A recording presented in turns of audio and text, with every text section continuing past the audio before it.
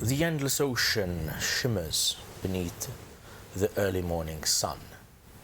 Its surface catches the pale gold of dawn, far below the cliffside ruins of Brightgrove. You sit alone at the broken edge of the exposed basement chamber. Behind you, deeper within the compound, your companions remain in varying states of rest. Some sleep, others sit in a trance. Some simply sit with the weight of what yesterday revealed. But you came here for solitude. You had a restless night. The stone beneath you is cool. The air tastes of salt carried up from the waves that break against the cliffs below you. Beyond the ruin, you can sense Brightgrove forest waits in silence. Yet you are certain that the forest will be different again. What are you doing?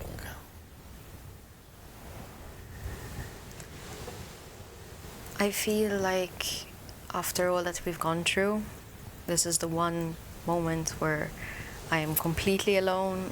I can take a breath of fresh air. I do feel like we have accomplished something good, but seeing how the others reacted, I'm also a bit conflicted by what we've done. I look out in the sea and it feels a bit like home. So I feel almost a pinch of guilt that I'm so far from home, I've done so much. I hope that I am doing the right thing. I hope that I am trying to bring back balance to the world. But I feel very unsure and very new to all this. So there's a part of me that yearns for that familiarity of home. Home. This scenery before you reminds you of home. The high cliffs, the sea that breaks against them. Trentar is very familiar in that sense. But it takes you a few moments to realize. You traveled by sea over the Corylk and you felt your deity's presence. New Alaris' touch does not only extend to land, but to the seas and the skies as well. Why should the primal wilderness not be present in the sea floor or upon the ocean, among reefs, trenches, and even things that have never known the sun? But something nags at the back of your mind. When you have tried to reach out to your deity in the past, there has always been some kind of response. Abstract, perhaps, but metaphorical, distant, but a response nonetheless. You could feel his touch in the land all around you, in the seas upon which you have traveled. Yet you stare across the endless ocean, and you feel him oddly absent.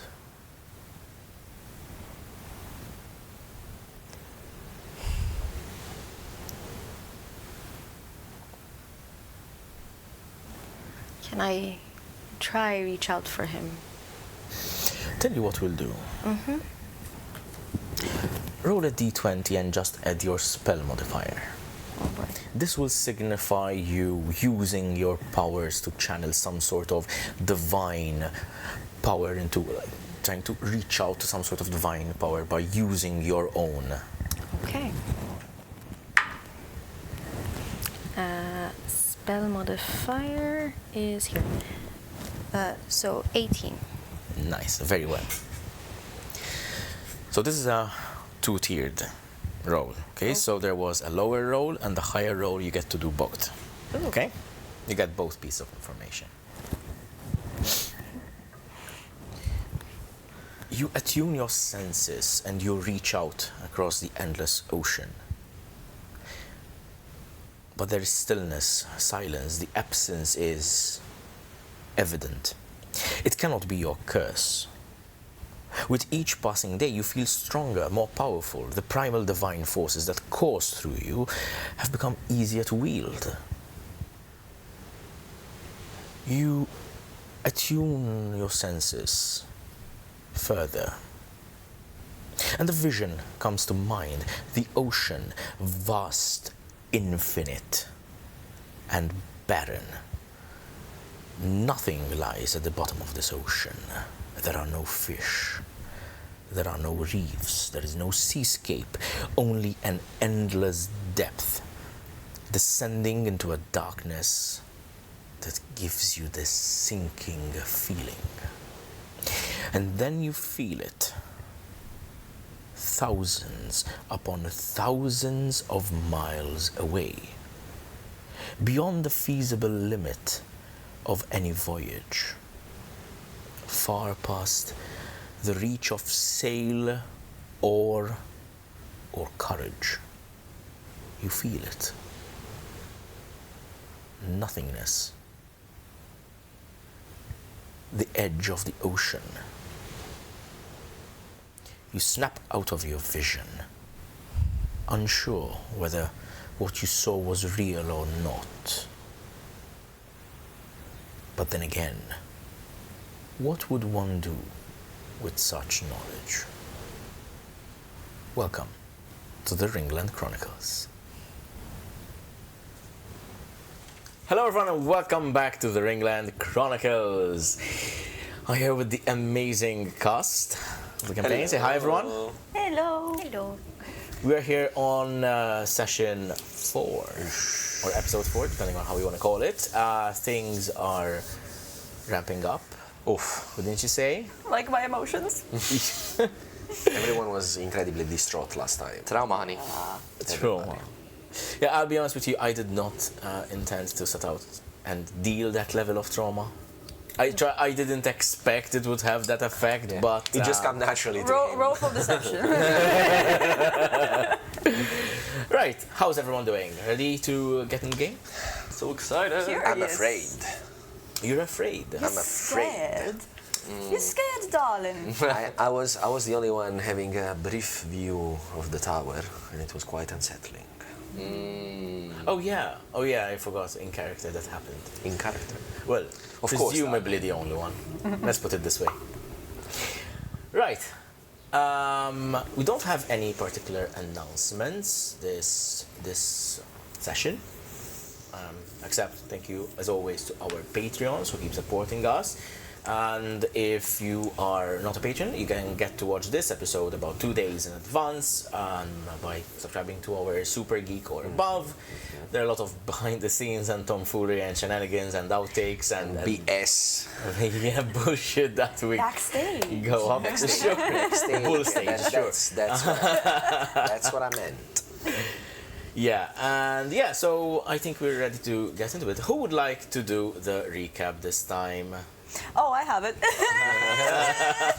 Real. I mean, that was mostly it. So, let me go. So we just managed to get rid of the necrotic curse that was surrounding the mausoleum last time, and we were now going forward to the next area that we were hoping to reach, which was the tower, because we were going to find the scepter that we need for the ritual. Unfortunately, our condition started showing up a bit more, and we were exhausted to the point where we panicked and we were like, we are mortal after We all. gonna die. Yes. We also have a bit of an episode when we had a short rest in an abandoned Cottage, I suppose. cottage, I guess. It wasn't surely a cozy cottage because we were approached by a shadow.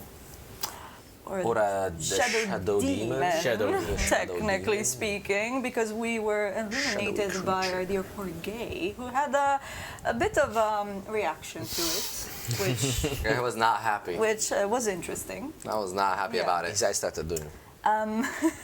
Yeah, a bit of an eye twitch. And Yeah. you just told us that, Totally normal. Totally normal. yeah, I guess that's normal for him. But what's not normal is the fact that the veil between our realm and what's beyond is thinning. Hence why we are having these encounters with these weird demons, which in the midst of becoming a vampire, there's a curse in this forest that wants to kill us.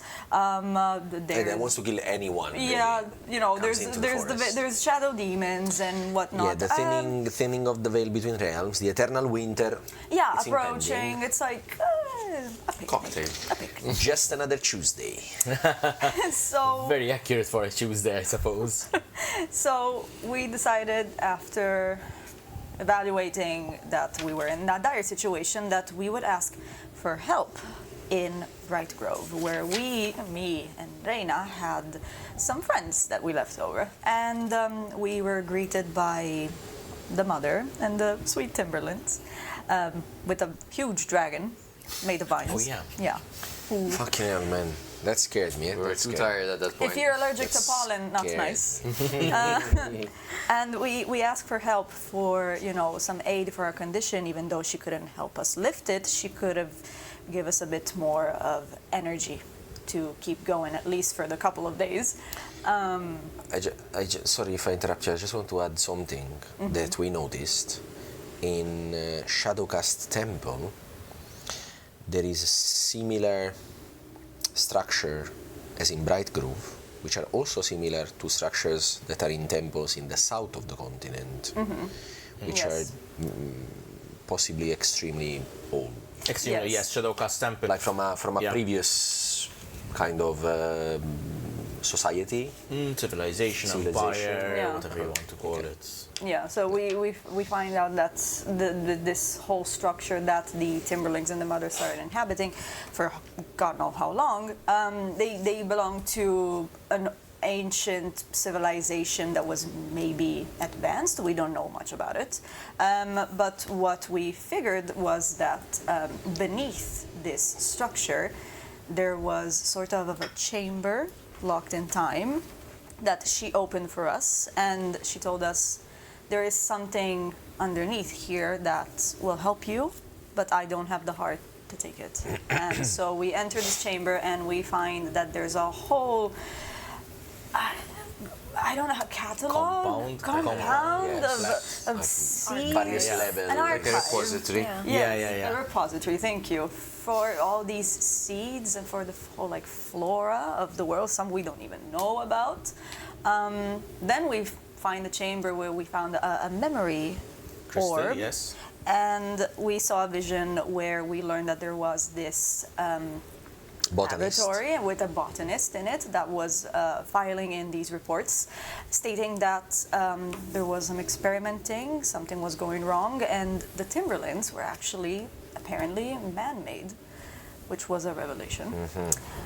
And finally, we find in the last chamber. And also then the tending mother, which we have seen, and she looked like some sort of like nymph or dryad or like a... We can suppose that, you know, She was... I mean, our supposition was that she was before the a botanist. human. Yes. She was Madragda... We can, Madragda Avel. it's a theory. We don't know. Well, We don't know because unfortunately, the moment we entered the last chamber, we found all these crystals coming down and all these roots like coming together to this core. It looks like something of a yes, like a seedling, yes, and it's pulsating with energy. And the moment we took it, we knew that the Mother and the Timberlings were gone from this realm, at least from what we know. bye-bye. It was very sad. Very, very sad. It was Couldn't care less. heart-wrenching. And I did not want to grab that seedling, but I did anyway. So. That's true, that's Yeah. true. That's true. That's how Defiance felt. The seedling of Opranium. Opranium, correct. Cranium. So we are replenished energy-wise, but we're not replenished in the heart because that was a sad departing. But now we have the energy to move forward and go back to our prior destination, which is the floating tower. Floating the tower.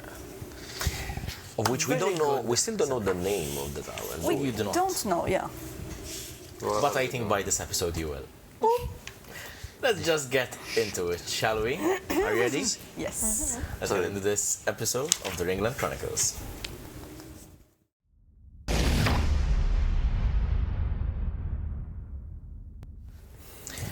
You are all roused by Reyna returning to the chamber where you made camp. Her heavy footfalls draw your attention, first to her, then to the morning light now blooming through the doorway. The previous night's events still weigh heavily upon you. What this means for Brightgrove and the forest in the long run is anyone's guess, but the pressing matter remains. Your own situation gnaws at you. Tonight might be the last night of your life. As that thought settles over the chamber, what is each of you thinking? Well, I am looking around, taking in the sunlight, the smell of the sea salt coming from the wind that I hear. I'm just taking a moment to feel my senses because I do realize that this might be the very last time that I could feel them. And a heavy gut feeling sinks in my stomach, and I start wondering what lies beyond. I know that the mother and the Timberlands are gone somewhere else, but where would I go if this is my last day here? And it's somewhat comforting maybe, but it's also very, very scary because I don't know if it's good or bad. At this point, I am shadowing Lugii. I am looking out onto the horizon. I can also feel the wind, but at the same time, although I've rested, I feel the seed inside of my pockets, and it's also dragging on a sense of guilt. It's not something that I would have wanted to do, even if I was nowhere near as emotionally tied as Reyna or Lugii to the mother and the little children. But there is, from a nature's perspective, there is a very, very big responsibility that I feel like I had, and I'm still gutted that we've taken that away from them for ourselves, for our survival. Despite that feeling, you do feel the seedling of Opranium almost radiating this, not warmth in the sense of heat, but warmth in the sense of almost comfort, this sense of life emanating from it, from your bag, from your pockets. Despite the guilt, you feel a little bit at ease.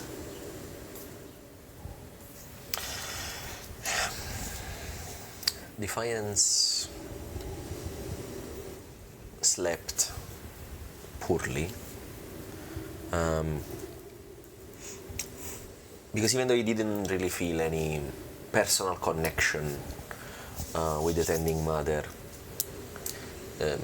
he was uncomfortable with the steps that they took, especially when they were in this chamber, like in this where there were all the seeds of all the plants, and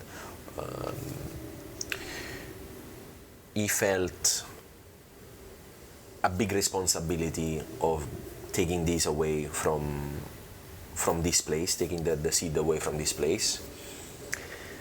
But he's kinda, like he does often, justifying what they had to do with the thought of, okay, this is going to fix the overgrown of the bright cursed forest is like he's kind of silver lining, kind of gaslighting himself into saying, no, we did good. Like we did this for something positive, not just because we are being selfish and we're trying to help, like save ourselves. Okay. So he wakes up a little bit groggy and a little bit uncomfortable because he kind of knows that he's lying to himself in a way. So Reyna has already thought a bit about what we've done and tried to process her feelings before she woke everyone up, but at this point she feels an urge to move on. She worries that if things don't work out the way they want to, she won't manage to save basically her father's soul. So she wants to just get a move on. She wants everyone to just hurry up, and kind of puts everything that happened in a box in the back of her mind and is trying to focus on, the future.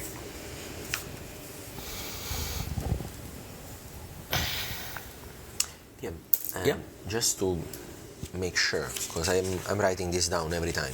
We have 2 days left, right? So it is, you have one long rest left, essentially. Yeah. So we have today, possibly a tomorrow. long rest, and tomorrow should be like the last day that we Yes. have available. All right. So, I think from all your reflections, Lugii and Reyna get inspiration.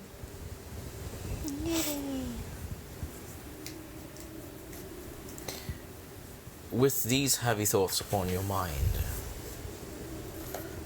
you gather your things and prepare to leave. However, one problem becomes immediately clear. There are no stairs leading up. Oh.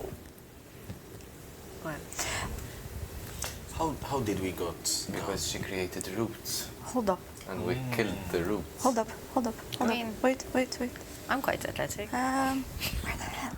The roots that once formed steps, handholds, and natural supports now hang dry and brittle against the stone. Some split at the lightest touch, others have already crumbled into dead curls of bark and fiber. The only obvious way out is the broken cliffside opening, where the chamber gives way to open air, a sheer climb, and the endless ocean far below. Lugii, How tall would it be? I would say you have about a 10-foot climb. Okay. Because I have a rope of climbing, but I don't think I can manage. I don't think so. Let me check. Let me check. Normal The rope of climbing, I believe, is quite long. Yes, but I don't know if that long. 10 feet is rope typically are like 50 feet. Let me confirm that the but rope of I don't climbing. know how long the rope of climbing I think it's is. 5, not No. 10. No, 5 is 5 too feet? short. Wait. Okay. Rope of climbing. Rope of- 60 feet. 60 feet, yeah. Jesus Christ. Okay. Yeah, 60 feet. Okay. So I have this magic item in my plans. Okay. I will, if you'd like, I can consider that you changed the plans over your long rest, which is something that you can I do. changed it last time. and I Did you left it. include it? Did you include the rope of climbing? Yes. Last time? Like last Then you session. don't need to change it now. Okay. Right, so you currently have the Wand of the War Mage and Yes. the Bag of Holding. Yes. Which one of those would you like to get rid of The to create the rope of climbing? the wand of the war mage, That because makes sense. I mean, you know. Otherwise, everything will spill out of the Bag of Holding. So, I mean, Bag of Holding is such a trap. You have to, once you create it, you have to I keep just it. have to keep it. There is no going back. Right, okay, so go ahead and do that. Replicate it. You have a certain, obviously, You got the wand of detect magic. Yeah. Is it counting as tinkering in this case? no, it's not Tinker's Magic. Okay, because Basically, don't when know. you finish a long rest, you create 2 magic items. Yes. Okay. these, so but just like you create your potions every long Uh-huh. rest, you can only create these after a long rest. Yeah. So you will start your day with the rope of climbing and the bag of holding, if Yeah. that is what you Okay. wish. Yes, please. But then you have them obviously up until your next long rest. Okay, that's Okay. completely fine. Um, Right. So do I have to? I have no charges over here. no, Doesn't it's not say. for charges. You have just to create them. switch. You just switch the them item. around in your inventory. So Then- if you inventory, scroll to the bottom, and you. I should have it. Yes. I'll let you figure it out, but that is acceptable. In the meantime, what is everyone else doing? While Lugii is obviously fumbling about the bag of holding, You see, like I'm making, like taking the Yeah. vines and trying to, what start. does everyone else think? Are there any wildlife in the area? Are there any birds about? So you do hear birds chirping about, but not the conventional seaside birds like seagulls and that sort of thing. Okay. Probably trying to assess if I could use, my athletic skills to Roll an investigation check. investigation. Wait, no, this one. Uh-huh. 15. Okay. As you start the broken cliffside, you notice that there is a viable route to climb. It may be a little bit tricky, but you see a couple of handholds you could use, a couple of roots that still jut out of the cliffside that you may grab onto. To your mind, this seems to be quite doable endeavor. Defiance will sit with his back to the cliff that we need to climb. He will sit down, cross-legged, and then close his eyes and just go into the vision of Malakiel. They will have him fly above and scout the area around, just to have an idea of if, like, what is left of what was up there So, before we climb down. it's an interesting sight and an interesting vision, because it dawns upon you that since you arrived late in the day, you did not have quite a good lay of the land. The general area of Brightgrove seems to be circular, or at least would have been, for it's only half of it that remains at the cliff's edge. The other half, the other semicircular area, would be lost. Maybe in the ocean, maybe in ruins, maybe whatever happened to it. There are several buildings. Most of them are ruined with caved in and collapsed ceilings. There are a couple which still somewhat remain. And it is for the first time that as Malakiel soars in front of the cliff, you see the cliff itself is very, very smooth. Obviously it does have the typical weathering, but it is typically smooth, with loads of chambers and pockets other than the one that you are standing in. So it is a good assumption to make that the complex goes deeper. The complex is much larger than you have explored, but also potentially inaccessible to you unless you are climbing down the cliff face. Or flying. Or flying. But you are in the topmost chamber underground. How deep does it seem to be? Like there's like several levels? Several levels, but still relatively high above the water. Because we are very high. You're very high above the water. How long can a spider climb up? As long as you can climb up indefinitely. You have your climb speed. You just use it the same way as you would use your walking speed. So I'd like to prepare my wild shape Okay. into a giant wolf spider. Okay, I'll give you this one. Why not? That's you now. Jeez. We got a big booty. I don't think that's actually a wolf spider, but you know, it's a spider. It's got 8 legs. Come on. What do you want from me? I love it. I love it. Yeah. At this point, I'm transformed. Okay. I've That's the assumed sound the from wild. Minecraft. Okay, so out of nowhere, he just like Suddenly you his see- last yeah. leg and Suddenly you see this, obviously like No poor warning, guy, like nothing. no warning, nothing. Like At that point, I forgot about everyone else except that Lugii was preparing. I was into. Reyna, I'm just, you know, raiding this rope and yeah, like, and suddenly this big fuck off spider appears like in front of like this actually like human-sized spider. Like it's boy. a medium-sized yeah. spider. So Would the wild shapes be able to communicate still? I think you are able to Yeah. speak when you are in wild Exactly. shape. Exactly. At that point, everyone's looking at me. So Yeah, I'm not seeing you though. You're I'm just there. yes. I'm like, yeah, you're gonna have fun when you open your eyes. yes. So I do tell them, I'm not going anywhere just yet. I'm only preparing. I am not as. do we hear words or do we hear like, That's up to you. It's not my voice. It's something very similar. So I do reassure everyone that it's still me. I'm how still. does it sound? If I can ask. Do not worry. It's me. It's still me. So it's like very, very, very like excited sort of tonality. Yeah, you just see the mandibles going. It's like, oh Imagine my like- god. Perfect. This brought to mind a very old cartoon, Madonna. The Grim Adventures of Billy and Oh my god, yes. with the giant spider. Anyway, let's go on. Okay, so do you climb out of the? I'm still waiting for everyone to see what they're doing. I'm not just gonna rush forward. Perfect. Okay, so you have wild shaped. You're seeing Malakiel. You have inspected the cliffside. Lugii, you have finally finished braiding your rope So, of climbing. yes. It says over here that if I want, I can use a magic action to command to slither Yep. wherever I want.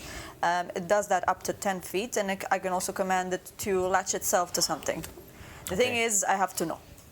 So, it's either. So I'm looking at the giant spider, and it's like,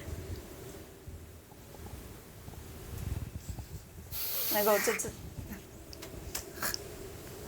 are you venomous? Is he venomous? Not to you. Not to you. Not to you. And I try to see where the face is. Well, I mean, that's where the fuck of eyes are. Yes. And I kind of like, I go, you do have fangs. Yes. Yeah. I can already see where this is going. Can you carry this up there and latch it? This will hold us. It holds up to 3,000 pounds. Yeah. So your armor, your sword, your family, and everyone. The guilt of your actions. Yeah, that's everything. My depression. Right. Do you? Okay, so I take it. I don't put my fangs through it because Yeah, you just grab it. Yeah. I grab it my can front. maybe, I don't know, loop it around one of your legs. I don't know.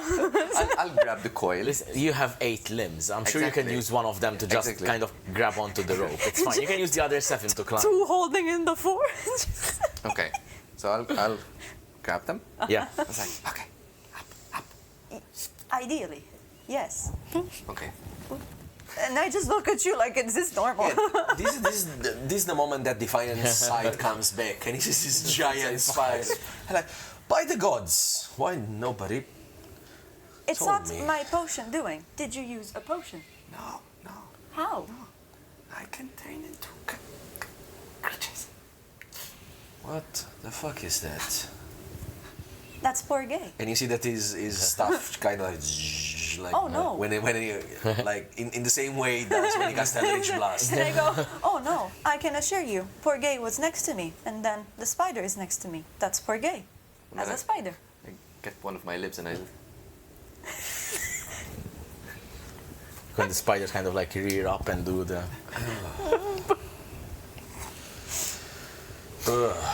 Right. Do you climb up?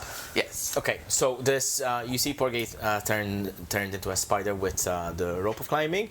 You kind of climb to the side of the wall and then up. This almost very unnatural looking, obviously, motion as you kind of crawl up and up to the top side.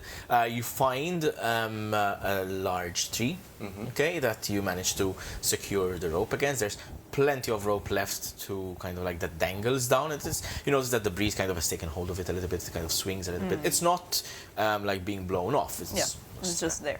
So who would like to climb That first? is incredibly unsettling, by the way. I have been traveling with him for weeks.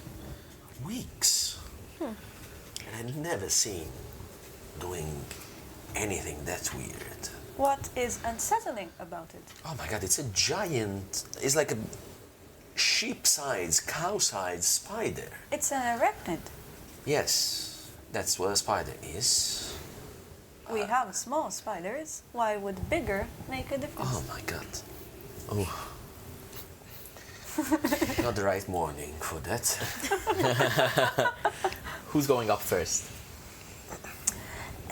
I can go up first. Reyna's going up Yes. first. Very well. Reyna, I would like you to roll an athletics check with advantage because of the rope of climbing. Perfect. I love athletics.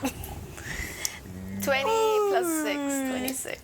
Very, very deftly and easily, despite the weight of your armor, you wrap your hand around the rope and you pull as you go up. The weight of your pack also holding you down a little bit. You very, very easily, almost like swing on the rope slightly to get better footholds, so it makes your ascent a lot easier. Porgay, you see Reyna cresting over the cliff, and you're getting by the familiar, shall we say, 8-legged sight of Porgay.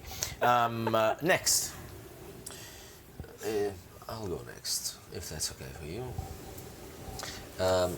And you see Defiance grabs his staff with one hand and the rope with the other one, and then he locks his staff in place and just pull himself up, like as if he's walking on the wall, Smart. like just using the rope as a Smart. to hold himself with the other hand. Athletics with advantage. Yes, I suck at it. I'm not very athletics. Nah. What is it? No. I rolled a 1 and a 2 with advantage for a total of 4 in 4. athletics. Oh boy. With advantage. Darling. You grab onto the Hellvox, you lock it in place, you go to grab the rope, you manage to pull yourself up. As you go to lock the Hellvox in place again, you go to pull yourself up, your hand slips and you slide down the rope, almost like burning your hands as you slide down, coming back into view for Lugii, and you manage to catch just in time, but kind of the battering, and you take 1 point of bludgeoning damage. Okay. At least like the having to kind of like fall, like how do you say, like eat your way down the cliffside, Kilta, literally. But however, your method of ascent was incredibly clever. I will say that you managed to eventually like pull yourself up. Okay. You grab Hellvox again. You managed to get yourself up. That was rough. Like was you, very uncomfortable. you see Defiance cresting up. You can see like scratches on his face and on his body. The Even moneymaker. some of like at his shoulder, where your shoulders are exposed, correct? Yes, very like you much. see like a little bit of like thin bleeding as well, like scratches, like very light scratches, which kind of like bleed a little bit, but no significant damage. He managed to make it up top. He managed to make it on top. Not at all. No, I usually, I do not climb. That's not one of the activities that I enjoy. And finally, Lugii. So, since I'm not athletic, nor I'm good at climbing, I'm gonna ask the rope, I'm gonna command it to the end to fasten around me, Okay. tight, and then I shout, "Pull me up!" I'm not heavy. I Fair can't enough. be that heavy. Come on. Would you like to pull her up? Of course. Okay. Roll a Constitution saving throw. You're trusting your hands to a spider. Madonna. Wait, Constitution. With no advantage. No. 12 and 15 total. Ah, yeah.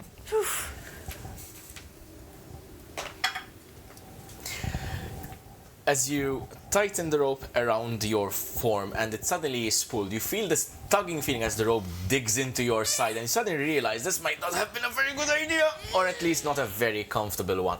You are pulled, but you do suffer 2 points of bludgeoning damage as you are dragged up the cliff face, and like with the pain of it kind of tightening around you. You have overestimated, or shall I, underestimated the weight of your form. Not calling you fat. This is body shaming. Not This is body shaming. Other.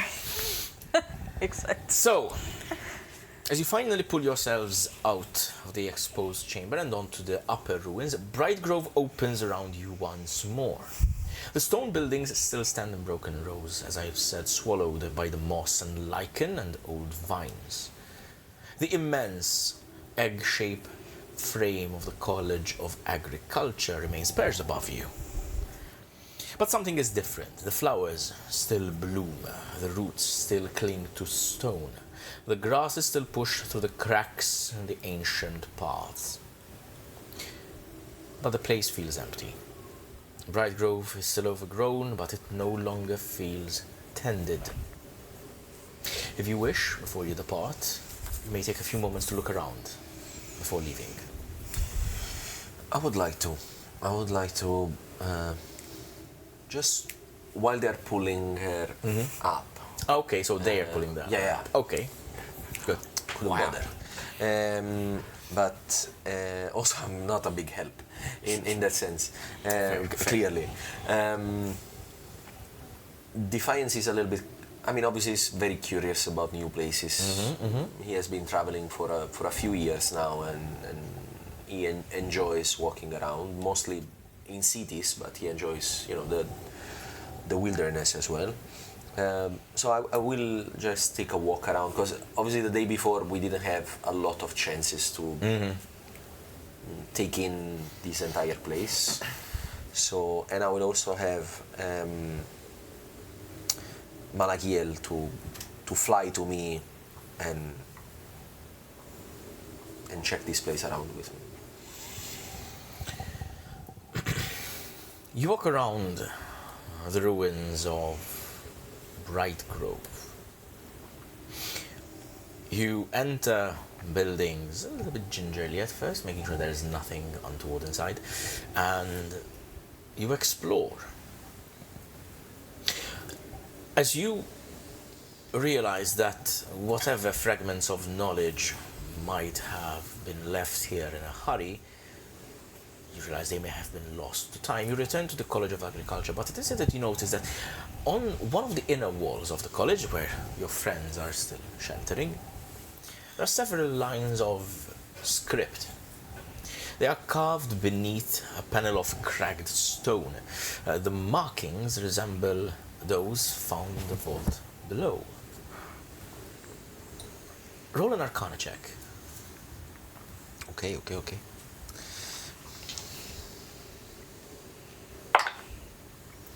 That's good. 13 plus 5, 18. Nice. The language is not encrypted. There's no spell that hides it. No word resists your reading. They are simply forgotten runes, glyphs. It's not written in any language that you know how to write or speak. And your attempts to translate it verbatim fail. Yet as you focus on the script, something of its meaning presses against your mind. Not the words themselves, it's just the intent. It's like intent is carved into script. These impressions bring words to mind. Growth, yield, containment, acceleration, root patterning, seasonal override, controlled bloom, all these different concepts related to some sort of research relating to some arcane biology or agriculture. Whatever Brightgrove once was, it was not merely a garden as you have learnt yesterday, but Nor was it simply a village. It seems like it was a place where life itself in the primal form, in the, shall we say, flora form, was studied, but also guided, altered, intensified, made to obey a certain order or design.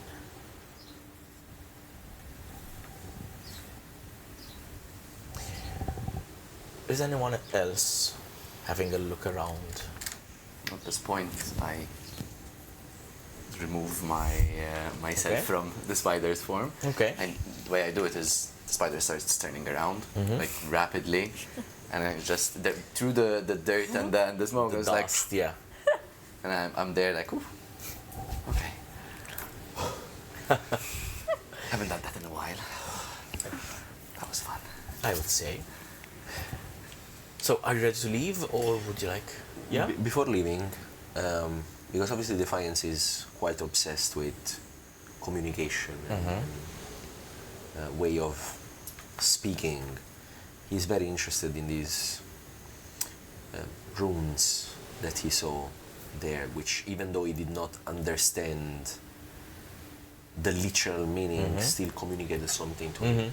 He will try and fix into his mind like a quick image of these runes, so that he might perhaps in the future recall a little Of bit course. of it. Of course. So, everyone else? Reyna, Lugii, I'm still catching my breath. Like, still catching your breath? I turn to Porgia and I'm like, that is a beautiful spider you turned into. No, thank you. Amazing. Thank you very much. I did not know I could do that. I haven't done that since I was a mere child. Well, came in handy. You never lose knowledge. Fair enough. I think we'll have to revise a little bit the meaning of beautiful, but Is your face still scratched? yes, clearly, as you can see, I was hoping, well, we could perhaps leave this place. I don't feel very comfortable about it. I feel the need of leaving this place, to be honest. We must hurry up. Yes, we have to save our own lives, don't we? 2 days. 2 days left. And you're going to waste them talking. Let's move. I am starting feeling the... I mean, we can walk and talk. Yes, of course. I would like to know your passive perceptions, please. 13. 13, 11. 11, After each other. 16. Oh. 16. The wise guy. Okay. Right. You depart Brightgrove. You leave the ancient ruins behind. You leave the smell of the ocean behind you. You spend the better part of the sunlit day traveling through Brightgrove forest. You know the direction in which you are headed. You follow what little certainty remains to you. But by the time you reach the place of the final relic, the light has begun to soften beneath the canopy. The tower comes into view. It rises from a small rocky hill in a clearing among the trees. Its base is broad, more squat and heavy, built from old stones darkened by age and weather.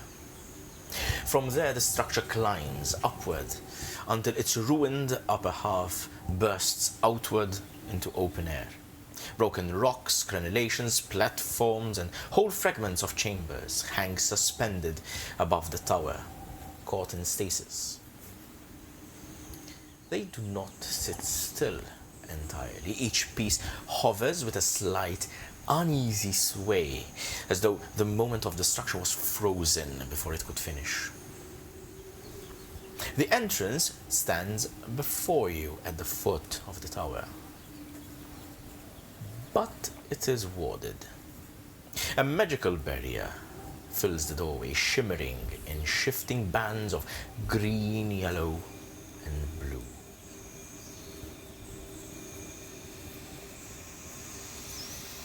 Is it like a dome?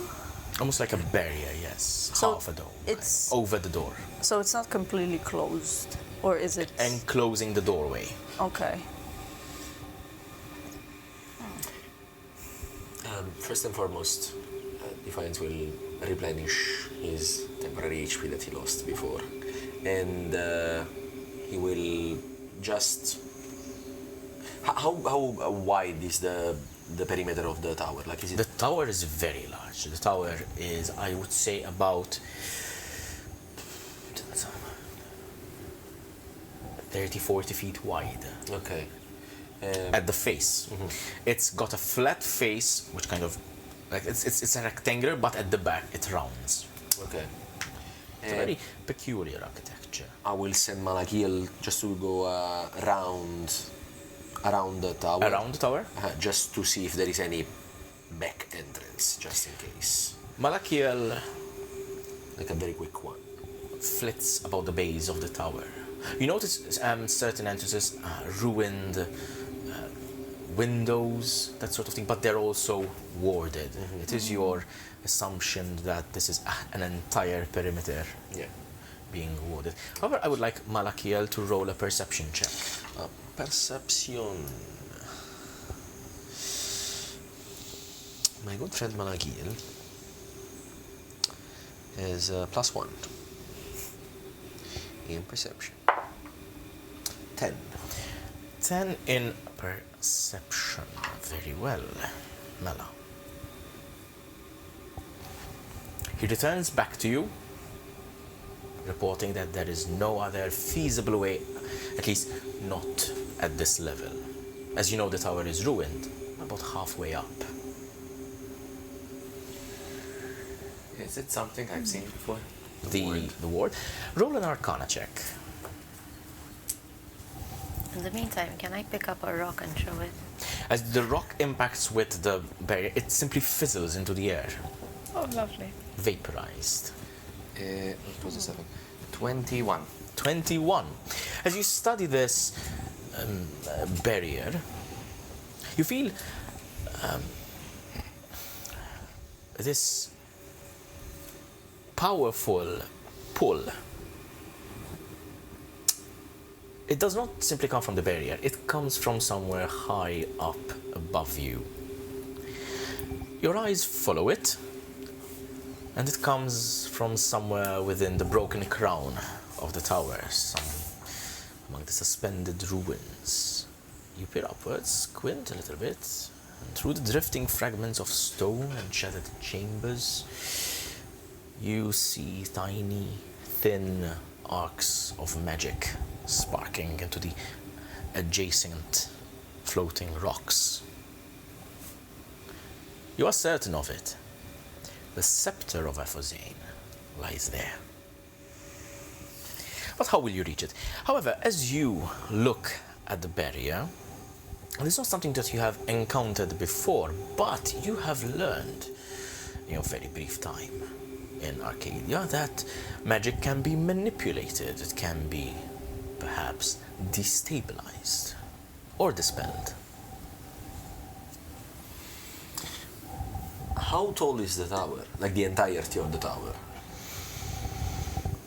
I would say very, very tall. The halfway up, I would say about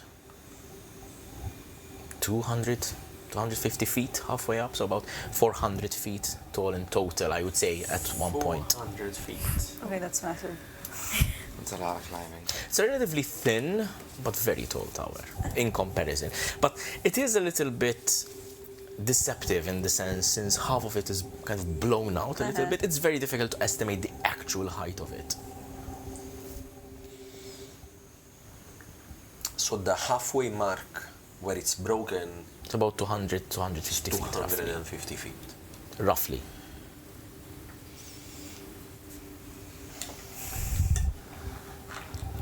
Does anyone know how we can go about this? How do we... My rope won't make it. No, it won't. And I cannot touch the building unless I know it is safe, so my little spider trick is also off the table.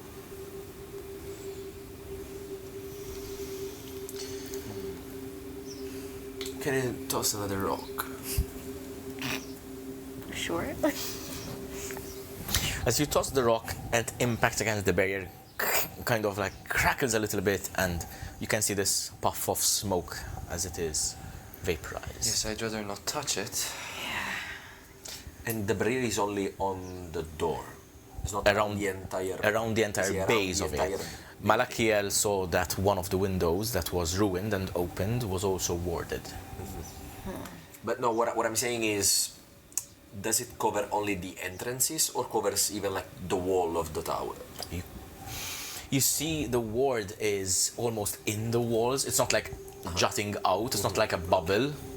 You see it because it's in front of the door and the door is set into the wall. I see. It's like embedded in the construction. No, so I would say halfway through the wall if you want to be precise. So if I take a rock and I toss it next to the wall, It just hits the wall and just falls down. okay. So the wall is safe to touch, Presumably. presumably. Do we hear? Is there like sounds or we surrounding something? Are we alone? It does seem that you are. Roll a perception check, Can I assist her? if you'd like. Yes, because I would like to get the gatherings of the area. Okay. And if there is any detail about this tower that we are missing because of the, the... Sheer size of it. exactly. So you can either you roll with advantage or you both roll perception. I'll give it advantage. Thank you. So that's 16 to 18. Your eyes follow the jutting stone of the tower, the cracks. You tune your senses, you hear the shimmering of the arcane wards and the barrier which surrounds the lower levels of this tower. As your eyes keep on trading, you find the breaking point of the tower halfway up. You keep following the rocks, the platforms, the chambers, the crackling arcane light. But something moves between these floating rocks. A shadow flits. It doesn't fall, it's not climbing, it simply glides. For a moment you catch it, passing behind a suspended wall, and then another flicker of movement near the broken archway. Its silhouette is difficult to place. It is squat, rounded, and slow-moving. You can see it's rather moving with a certain deliberate intent. Then it disappears behind the upper reaches of the tower, and you lose it. And you see me going. Are you seeing something? Is there something? It's not there anymore, but there is a shadow. I think we're not alone. As in, inside the tower? I'm not sure. Didn't you see it? It was jumping from a platform to a rock. It's gone now. Gone where? And I point. Inside. All the way up. Do you think I should use my wand to see, maybe we can figure out what sort of magic this is? Could be an option. I mean, the more Might we as know. well. Well, I use a charge of my detect magic.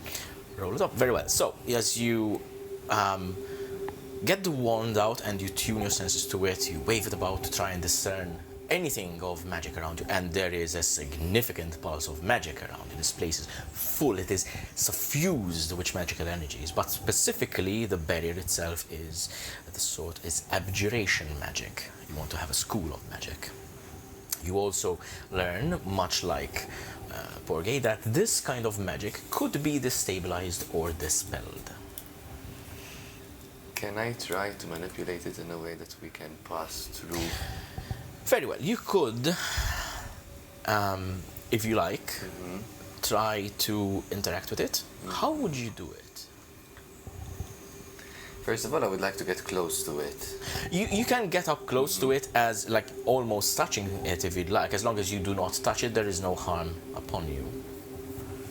Okay. I wouldn't like to dismiss it because I would not like to alert anything that is inside, if there is something inside. So maybe if I could dismiss it or reduce its power to null until we pass through and then reactivate it. Roll an Arcana check.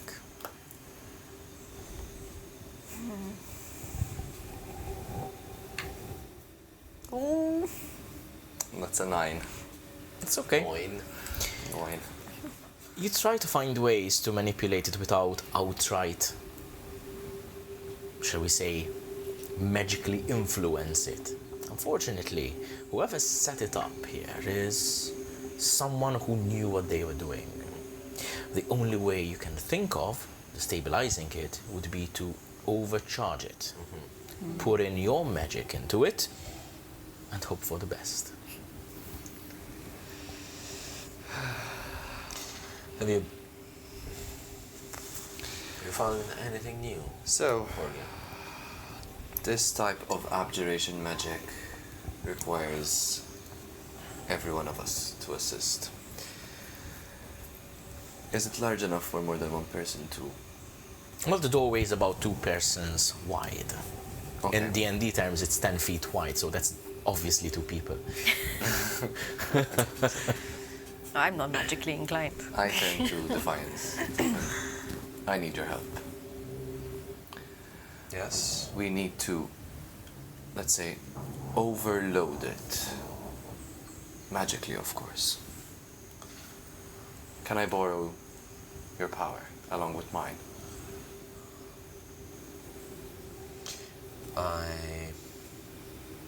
At this point, I ready up my star chart, and in order to cast Guiding Bolt. Can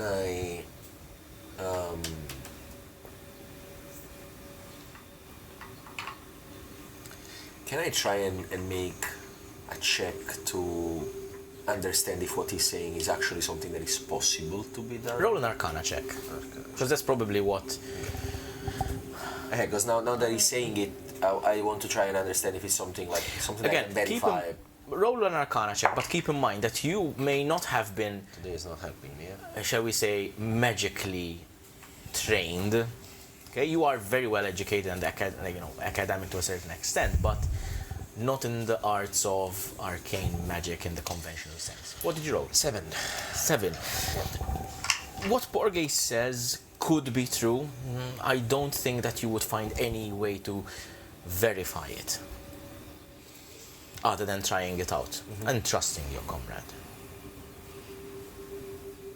So, I have no idea if this will work or not, but I guess I'll have to trust you. well, Please don't make me waste my magic. trust you won't waste your magic. This is something that, although not this potent, I have learned during my times in Arcadia. You realize that you do not actually have to cast Guiding Bolt and you're not going to try and hit the barrier, but you do need to spend a spell slot to destabilize it. Okay. Now, I'll leave the option up to you. You can both do it, or one of you can do it.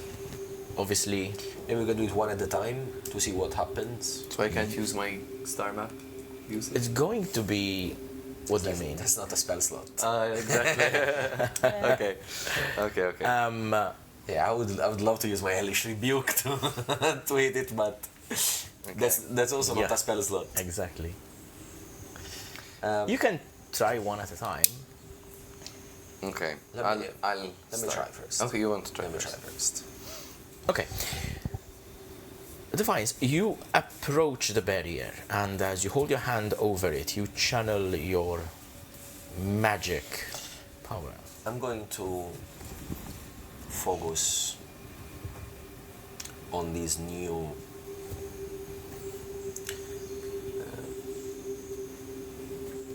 commitment I've taken. Okay.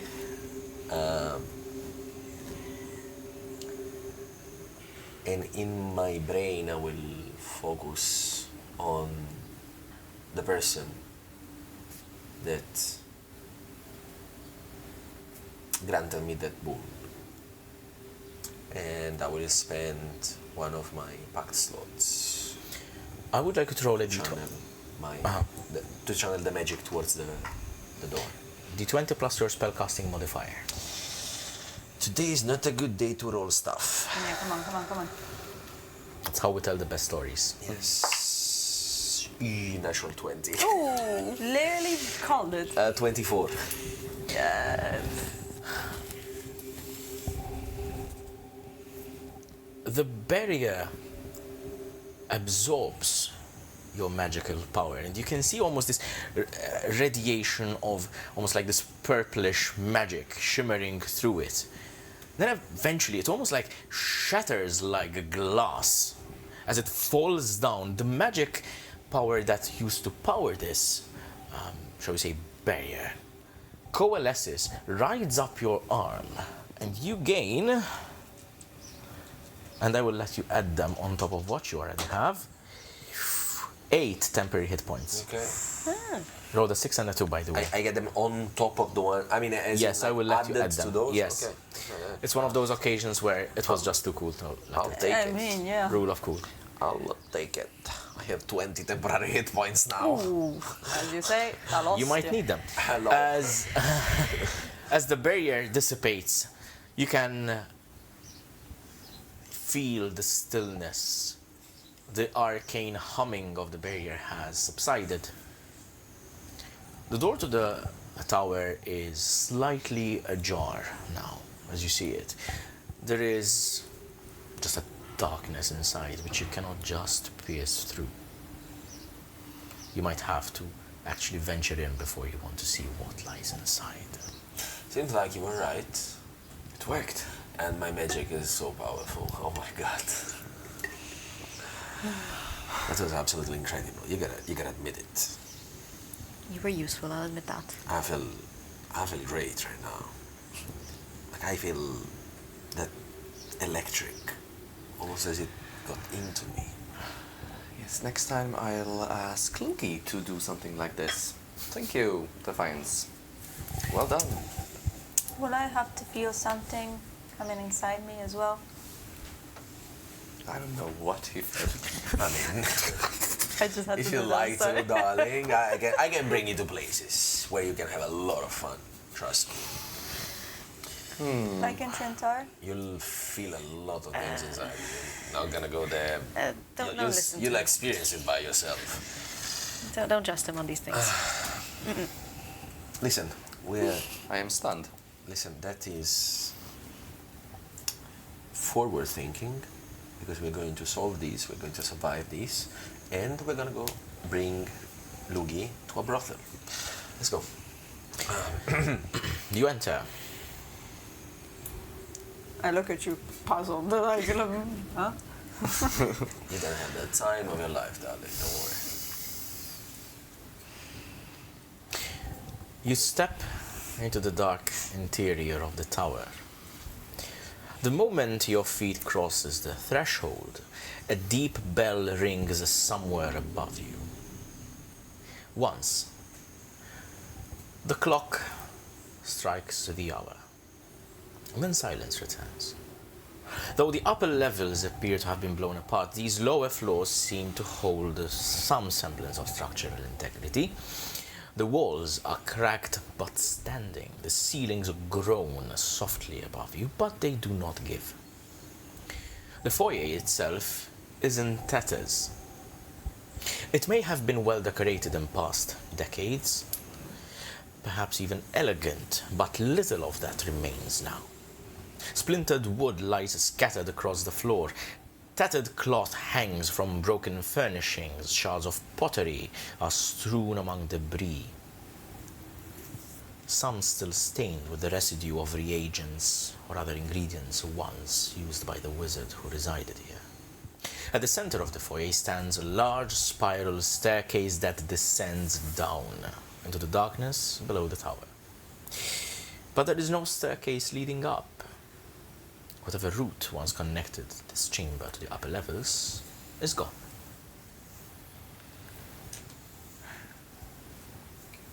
Why are things never easy? Are we expected to float? So we don't see the ceiling, we just see. Ceiling is whole. Okay. Also, there is no passage at all to the upper floors. Just down. As in from here. Yes. So it goes down. Yes. And you realize that the foyer is the entirety of the base of the tower, so there are no offshooting chambers from it. It's the entire base of the tower is this foyer. Okay. Can I roll an investigation to see if we find something that Roll. might give us a clue? That's Go something ahead. That I was. If anyone would like, then I will open it up to the whole party. If you'd like to investigate, go ahead and have a look. Roll your investigation check, and then Okay. we will see. I would like to see. Oh, 20. Oh, Madonna. 20. Noise. 21. 16. 14. 11. Okay. You all rifle through these pieces of debris, pieces of wood, opened cabinets that have been destroyed by time. However, Reyna, you manage to find a series of torn letters written on old parchment. Most of their contents has been shredded beyond use, but one name appears several times as their recipient. Oh no. Bethazir Oric. Spelling? After a few more minutes of searching and piecing together what scraps remain, you gather that he was the mage who once resided in this tower. Bethazir Oric. Bethazir's tower. Not much else can be gleaned with certainty, except that several of these letters appear to have come from colleagues in Arcadia. The surviving fragments carry words of warning, urging Bethazir to return and abandon his perilous research, whatever it may have been. And And well, thus you know it is Bethazir's tower now. I don't think I would know anything about this name. Roll a history check with disadvantage, and I would allow you as well. Are you sharing this information? Are you Of sharing? course, of Okay. course. So Defiance, roll a history check with I disadvantage as am well. proficient in this. Then, yeah. 7. Double 18. Oh, you're Nice. kidding. To be honest, I'll be completely honest with you. As you were rolling, I was said maybe you shouldn't be rolling with disadvantage, but That's okay, fine. fair enough. And it would be 18 plus 5. Okay. So 20. Reyna, you are not familiar with this name. However, Defiance, you are. You have studied, in fact, and you have studied history. About 150 years ago, Bethazir Oric was the court mage at Trintar.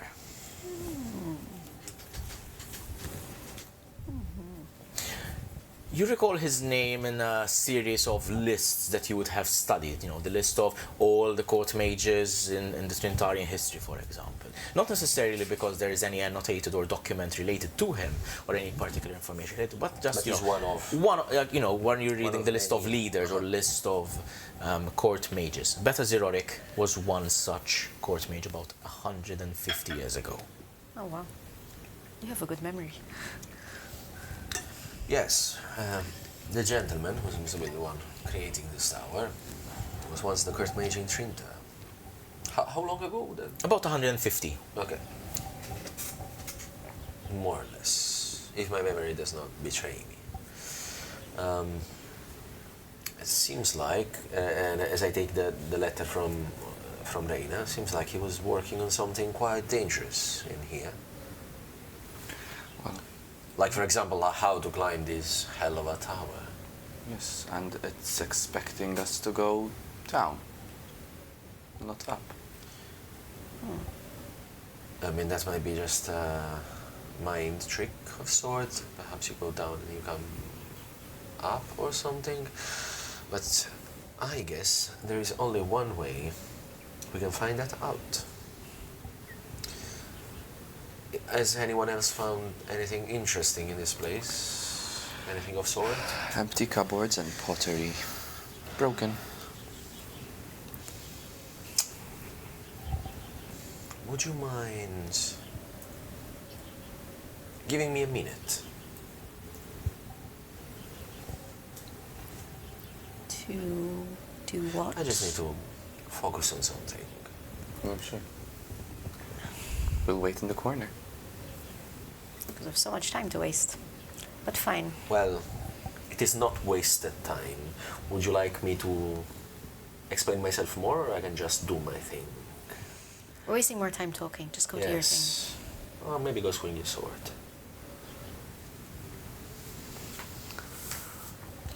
Oh. He sits down. Mm-hmm. He put the stuff in front of him. And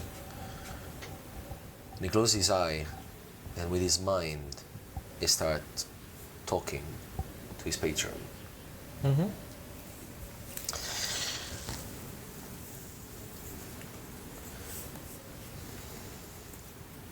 I need your gift back. We don't know what we're going to face. I need it now. And I will spend 1 minute to use my magical cunning Mm-hmm. to recover the spell slot that I used. As you do, there is simply silence as your words almost seem to echo to you. To you three, it doesn't seem anything outwardly. But for you, Defiance, the words keep echoing, and then, at the back of your mind, you hear, "You've got your uses left. Go." As the surge of power revitalizes you. I do not need it for myself. I need it to survive this thing, so I can go deliver.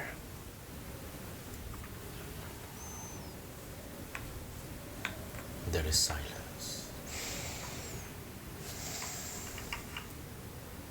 In the meantime, Reyna, you realize that while you have been able to investigate this foyer, thanks to the light cast from the moon and filtering in from the doorway and the broken windows, you realize that descending down into the dark depths below, you will not be able to see unless you are given something that gives light. I do have a lamp. I gave you my lamp. Yes. So yes, I will definitely turn on my lamp. Okay. So, I am done. Yeah, We can go. great. Anything else? Is everyone ready?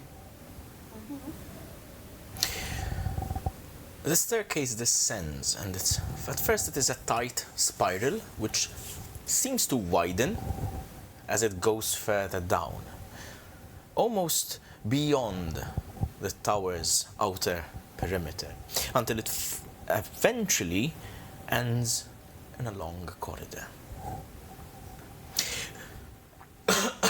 Excuse me.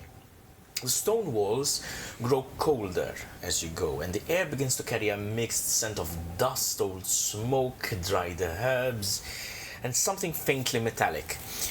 The lower chambers of Bethazir's towers are not arranged like a cellar.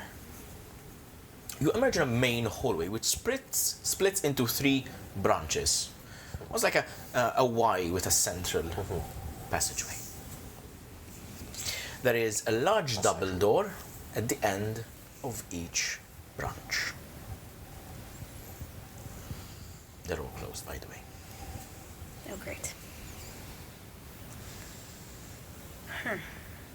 How are we supposed to choose? Just how big is this place?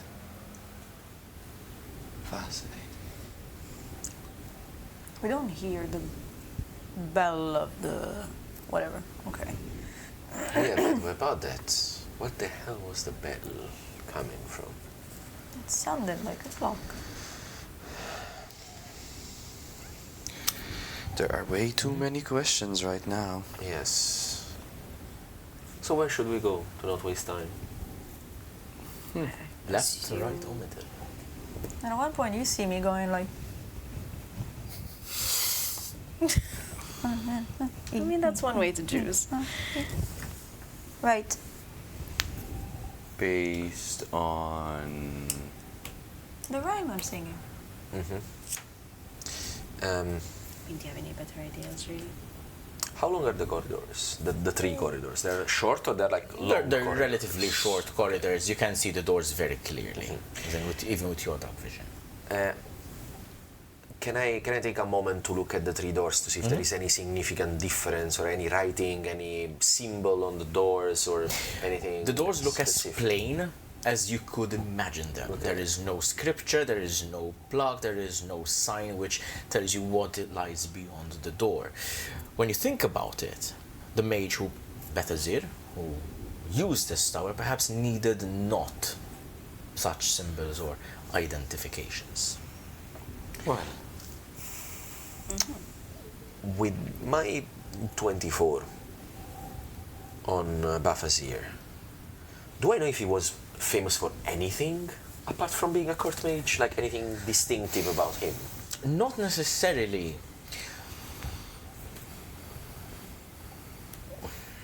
From your studies, you know that he lived about 150 years ago. He was the court mage about 150 years ago. He was succeeded by other court mages, but he lived through a time which was relatively unstable in the Korilk. In fact, there was the Korilk trade crisis going on at the time, before the establishment of Fair Law Isles as a pirate nation. There was a mercantile crisis. So it was a bit of an unstable time for the human realms in general. But he was not like famous for anything Not in particular, that- like not for that he- saving somebody or for being a pyromaniac or for Not necessarily, no. okay, just curiosity. Not necessarily, no. Unfortunately, you do not recall any further detail. Okay. should we take a vote? I'll stick to right, considering there is nothing going on distinctively. I mean, by taking that vote, you've almost already outnumbered. They look all the same. Yes. It's like, I'm fine with going right. Well, And the rhyme it is. You walk the short corridor and you are faced with a double door. As you try to push it, it feels a little bit stuck, but after some effort, it gives and it groans open. The chamber opens into a circular room of dark stone. The floor is carved with a wide ritual circle. Its lines are filled with old silver dust and blackened residue. 4 pylons, squat and short, they stand around it, each carved with binding marks that have been worn by age. Whatever magic worked in this chamber was not meant to destroy, it was meant to call, to bind, and to keep something in place. Who has proficiency in Arcana? You three. Okay. You three would know that the runes engraved here around this summoning circle are still visible beneath the dust and the blackened. You know what to look for. And their arrangement suggests a ritual designed to invoke primal or natural forces. Though its exact purpose has been worn down by age and damage. However, such a ritual would have required an anchor, a focusing relic. I would like the three of you to roll an investigation check. And to the victor go the spoils. 4. 16 plus 6. Okay, good. 22. Good, because I rolled a 10. The 4. Lugii, I was hoping that one of us would roll something better than that. amid the mounds of ash gathered at the center of the circle, you spot a faint glint. You reach beside it and blow the ash away, and you manage to draw something free. It's a sickle, shaped like a crescent moon. Its curved blade is darkened with soot, but it is unbroken. Even here beneath the tower, it feels strangely untouched by the ruins around it. You find a weapon which you could identify later. Judging. Or now, if you'd like to identify it now, but, it's an unidentified weapon. I guess we are in a bit of a hurry because of our condition, but I look at it, so I gently touch it. It's fine. It's That's fine. not a thing. Feel the tingle of magic coming from it. It certainly is a magical item.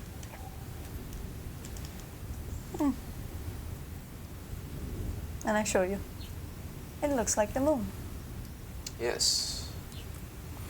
It You know feels anything like the about moon. it? I know you are particularly interested in, the night sky and stuff. Yes, of course. I wouldn't know anything about it, presumably. Looks like an ordinary secret Roll to me. roll an Arcana check, just in case. And if you roll really well, maybe you would know. Can I assist him? No, not in this case. It's just an impulse kind of thing. 14. Let me roll against it. Well, I rolled an 11, so I'll let you. You are familiar with certain implements that might be obviously magical or magical weapons, that sort of thing. You have a suspicion that this item might be a moon sickle, but before identifying it, you cannot know for sure, and obviously none of you can attune to it. That is beautiful work. I do this to see the shine of it. Does any of you has the ability to identify what it is? I think I can.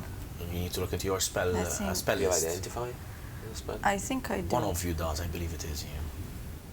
However, I will add, Borge, that if it is indeed a moon sickle and you are in this predicament, it might be something you might want to make use of. Yeah, exactly. Like, we're on a time crunch, but we're not in that much. Like, we can spend 1 minute or 10 minutes to use a magical item or recover a Perhaps spell even while the others explore something else. I have identified. I don't have it prepared for today, so that would be. Oh well, it happens. It's okay. Right. Also, don't forget that you need a pearl to cast Identify. Yes. And did I have a pearl? A 100 gold worth Do I have pearl. a pearl? It's a one-time purchase that you use for the rest of your life, but Yes. Yeah, you need it's an expensive one. components. Yes. Yeah. So, I'll put it in my bag. very well. This is pretty much the entirety of the chamber. It seems that this chamber was exclusively used for some sort of summonings. There's nothing else of value that can be gleaned by your investigating it. What else would you like to do? Is there any information about what was being summoned? Like what sort of... From the runes, you gathered that it was some sort of primal or natural magics at play. You are not quite sure what it may have summoned, if anything at all, but it seems that the runes drawn in silver dust were related to something of that sort. Well, I see. At least we found something of potential use. My Ryan was right. Yes, it Gives was. you like a small smile, like proud. A very rare smile. Oh, that's new. So, So that was the right door. who would like to choose the next door? Why are you looking at me? Because you're the one pressuring us to rush through this place. I mean, the fact that you're so calm is worrying. Sure. I mean, we could just go in order, I guess. Just go to the middle next. Middle next. The door opens into what once was a private library. Shelves line the walls, though many have sagged or collapsed under the weight of ruined books. Hundreds of volumes remain here. Does any one of you pick any book up? Well, if there are books, for There are. sure I will be looking through, what is still not ruined and what is Readable. viable physical. Readable. Every page that you turn has been turned black. Ooh. Not burned, not charred, Just black. just black, as if the entire page has been covered in ink. The leather covers remain fine. The bindings remain. Some pages are still soft enough to turn, but every word is gone, swallowed beneath a smooth, lightless stain that has spread through parchment, ink, and vellum alike. There are no scorch marks on the shells and no smell of smoke. There is no ash gutted beneath the books. Whatever happened here did not burn knowledge away. It blackened it. In one corner, torn cloth, broken book covers, bits of pottery and small bones have been dragged into a crude nest. Something has been living among the remains of Bethazir Oryx's library. And then, at the far end of the chamber, a figure appears, almost blinding you slightly as it comes into view. He has a semi-transparent visage, standing among the ruined shelves, as though projected from another time. A bold man with a full beard and a stern, commanding bearing. His robes are faint green and black, emblazoned with golden runes that shimmer softly across the fabric. His visage is stark, disciplined, erudite. He looks over each of you in turn, his expression unreadable.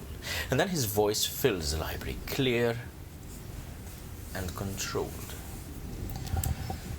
Identify yourselves and state your intention within my tower. Come on, you like talking. Yeah, Defiance, you go. Oh, now everybody likes Defiance. I like you. Hello, Bethazir. We did not intend to disturb your peace. My name is Defiance. We come here seeking for something that is being kept here. We're trying to save our lives, anchor our souls. We've been told that you are the custodian of such item. Yes, I know of it. You speak of the Sceptre of Aphozahne. Precisely. You can feel his expression harden. His voice remains measured, but the air around this projection kind of flickers slightly, as though the magic holding him in place kind of like is strained a little bit. The scepter lies in the crown of this tower. I kept it safe for decades, far from those who would use it without discipline, without study, and without consequence. He looks up. Almost, you feel like he's looking through the stone and the ground.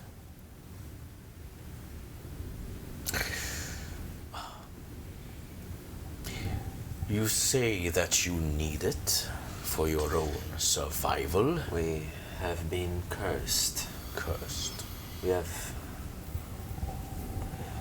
maybe 48 hours before we transform into hideous night creatures. And we're trying to perform a ritual of sort. Rituals. I am entirely too familiar with rituals. We have seen your chamber. The one with the circle. You are indeed quite proficient with such rituals. Perhaps we might ask to borrow the item from you and bring it back after the ritual has been performed. He pauses momentarily. You have the detect magic wand, right? I believe that lasts for 10 minutes. Something of the sort. Confirm, 15 please. minutes, 10 minutes, something like that. Yes. 10 minutes. Yep, 10 minutes. 10 minutes. I would say that is just about ending. Okay. We're not done a lot of stuff. Yeah, I mean, you just rifle through some shit and then you kind of walked. But you feel that all around you, there is the air, obviously, of magic and power, that sort of thing. But also illusion magic, in the sense that you are not seeing a ghost in front of you. This is a projection of a wizard or a mage. So it's not a specter or a lingering soul of the sort. You understand that this is likely designed to activate when someone enters this chamber. He looks at you, Defiance, almost peering directly into your eyes, as if this projection has sentience. I will allow you to take the scepter, only if you take it far away from here.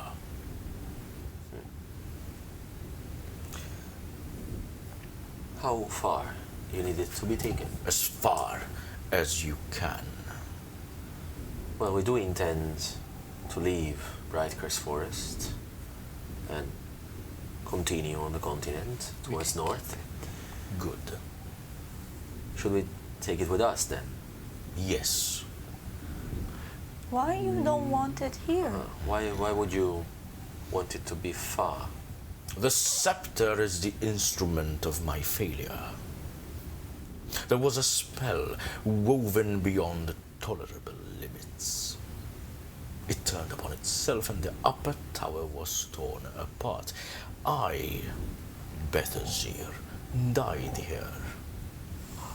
Or near enough to death that distinction is no longer useful, given my form.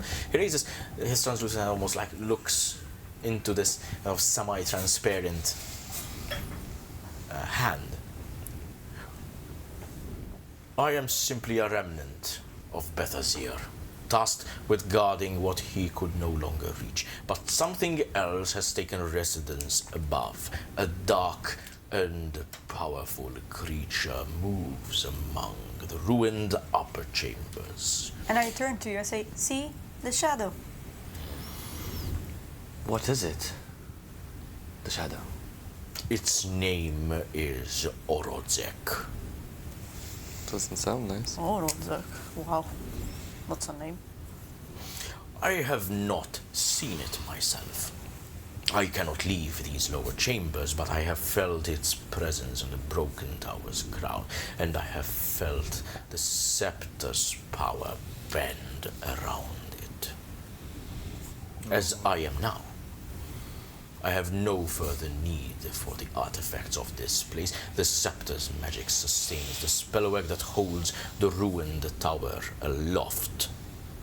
It sustains this projection as well, but order is preferable to stagnation. Better the scepter leave this ruin in capable hands than remain in the hoard of a creature that has no right to it. May I ask, is the scepter yours? The scepter was not created by Bethazir, if that is your question.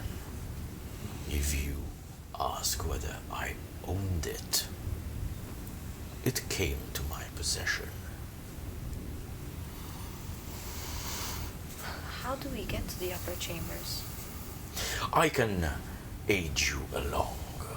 And with that, with a wave of this projection's hand, A set of purple runes light up on the floor in front of you and between you and it.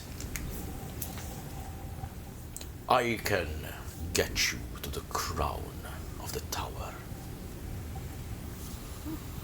But you must defeat Orodzek and ensure that it cannot haunt this place again. Do this, and I will permit you to claim the Sceptre of Aphozahne.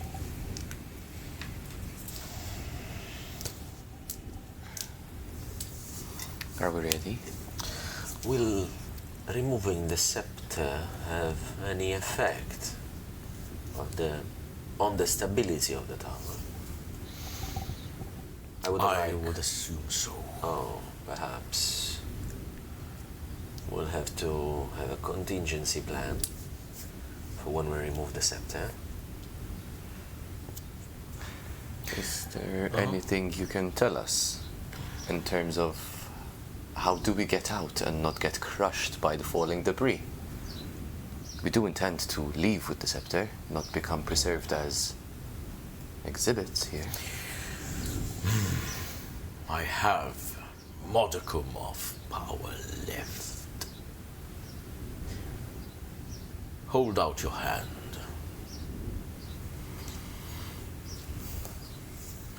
The projection walks in front of you and touches it. Obviously, you do not feel anything physical making contact, but as it leaves, like it leaves your palm, there is a circle with a dot inside it. When the time comes, focus on the rune, and you shall be lighter. Featherfall. Ish. Feather-ish fall. Featherish. Thank you. Okay. Defiance, what's on your mind? Well, Apart from... Orodzek. Yep. Have I ever heard the name? Or does it sound like... I would not think that you would have ever heard the name of Orodzek. We do not know what to expect. We do not know what we're going to face. Nor the projection does, so we are completely blind. I point at the nest that is in the corner that you described. I say, does that belong to the creature? No, but vermin have infested this tower before. Think nothing of it.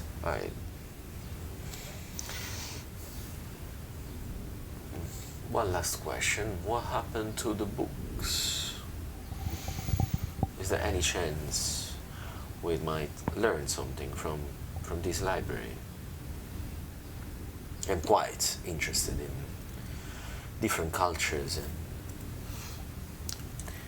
Roll a persuasion check. Okay.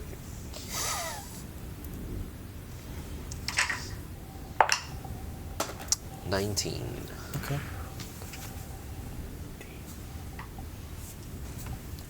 These books have been rendered useless. The knowledge that Bethazir was pursuing was not meant for mortal minds.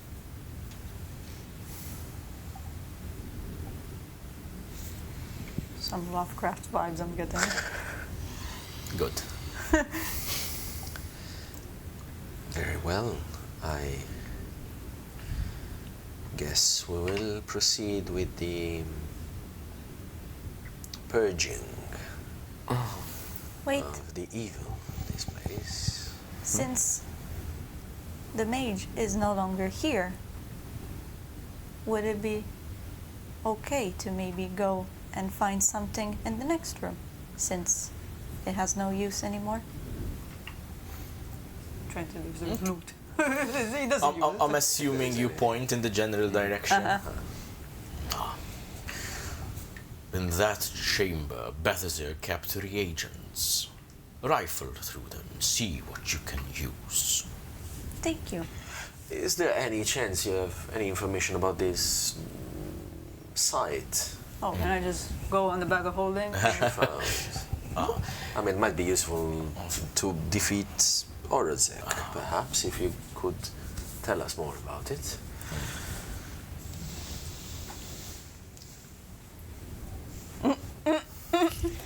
Okay. You're holding the scythe, right? I Okay. would. Roll Good. wisdom saving throw. Hold on, I'm getting damage from the moon. Wisdom. Yeah. Not bad. Looks like good. Looks like good. 14, 16 total. Okay. You almost feel this projection, it's almost like piercing stare. And what was the DC? The roll? 16. 16. And he looks at you and says,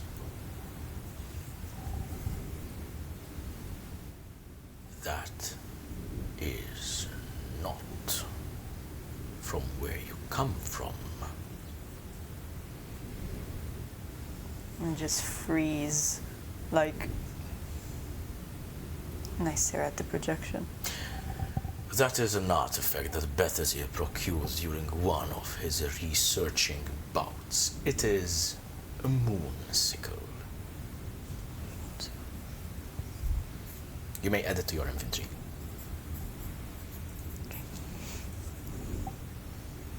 What does it do? So, moon sickle. As in, yeah. like he's asking, Defiance is asking. Okay. Because, I mean, unless the name Moon No, not necessarily. Moonsicle It's fine. But at rings this any point, bell. yeah. In essence, like, okay, out of character, just it gives you a plus. It's a +1 moon sickle, by the way. It's a +1 moon sickle. It's specifically for druids and ranger spells. Basically, it gives you a bonus to your spell casting. Also, when you cast a spell that restores hit points, you roll a d4 and you add that amount to the healing restored. I like that one. Yeah. Would you like it? Can I steal it? Defiance doesn't know, but Pepe does. Yeah. It's almost as if you're going to need it. Yeah. Yeah, that's why Oh, I'm wait, like. I just clicked. No. That's why I'm like, we need Yeah. stuff. Oh. We need stuff. We'll ignore the borderline metagaming moments. There's but no yeah. metagaming at all. Defense didn't know anything. He just asked. He said, I'm allowing it, don't push it. Shiny. Yeah. Right. So you know what it does. Are you going to go and explore the other chamber before you proceed? If you're going to proceed at all? I just kind of like, I get not a bad feeling, but I feel uncomfortable suddenly holding it for some reason. So I just, To me. it's for druids. And I don't want it. I'll take it. Thank you, Lugii. I'll use it for us. And now we have the moon So- and the stars. Perfect. Can I add it to my inventory? Yeah, of course. It's a moon sickle. Plus one. because there is +1, +3 as well. Yes. It's a +1, yeah. It's pretty good. It's pretty good. Okay. Right. Who's going to check the other chamber, if at all? I think we should Free loot. quickly all go, Yeah. Okay. just to check if there is anything Okay. useful. If you would like, I will allow Borgi to take a short rest. If you want to sit this one out, you can take a short rest while your friends are. Yes, yes. kind I'm of going to rummaging around, examine the. and then you can attune to it. Because you can attune over a short rest. Yes. I think I'm gonna take a short rest as well, just because I have 2 hit points down. Okay, so in that case, then you will also be sitting out the looting. So it's you guys who may Sure. be looting, if you would like to do it at all. Might as well. Yeah. Okay, Yeah. good. Okay, so Let's in go your to check if there is anything. good, I would like you to roll an investigation check. Okay. And obviously, depending on the grade of investigation that you get, you might find something. None of us is good at that. Okay, 19. That's pretty good. 19, good, good. Oh, it's not bad at all. What is that? It's like it's in the center of the thing, but it's cocked, like in between a 12 and a 15. What? For me, it looks flat. I don't know what you're saying. Vera, it's like how. Okay, Like tell you what. It's on a Slightly plane. tap on the box and see where it. Yeah. Okay. Okay. That was insane. Yes. What are the odds? I mean, to be honest, that was pretty cool. The chances. So the total is 16. Okay, so 16 and 19. 19. Okay, so the chamber is lined with cracked shelves and narrow cabinets. So there are small drawers that cover from walls to ceiling, each marked with faded symbols or flaking labels. Some of the cabinets have collapsed inwards with age, others remain entirely sealed. Their brass handles have turned green with tarnish over years. But inside, as you rummage, you find remnants of a working mage's storeroom. Dried herbs, which have obviously rotten over time, mineral powders, bits of fur, twists of copper wire, that sort of thing. Defiance, you find a vial of quicksilver. Okay.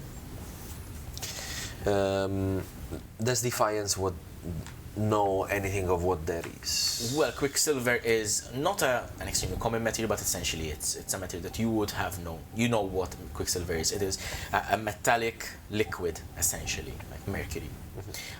It is stoppered with a wax, like wax seal at the top.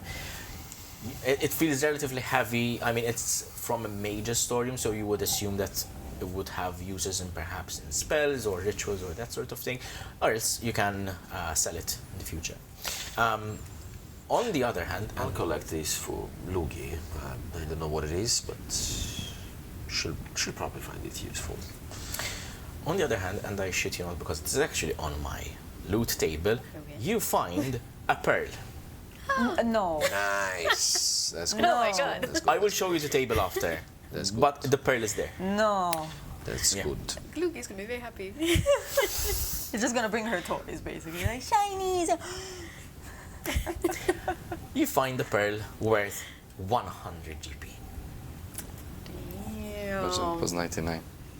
99 point. It was on 99 discount. GP. It was on discount when he bought it. 99.99 GP. Right. Either way, I don't So- have enough money. You have finished your short rest as you guys return to the library.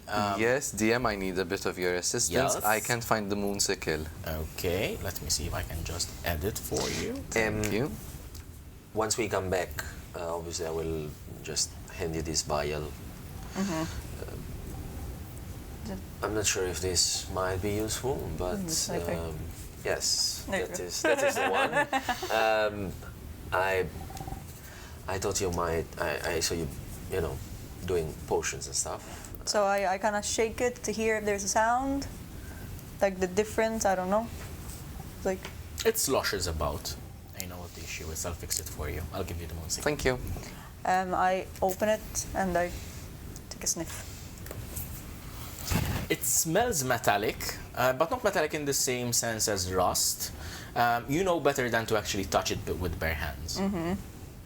So I can, like, assume it's like a corrosive acid. No. It's quicksilver. It's mercury. Essentially, it's. I know what it's it is. Yeah.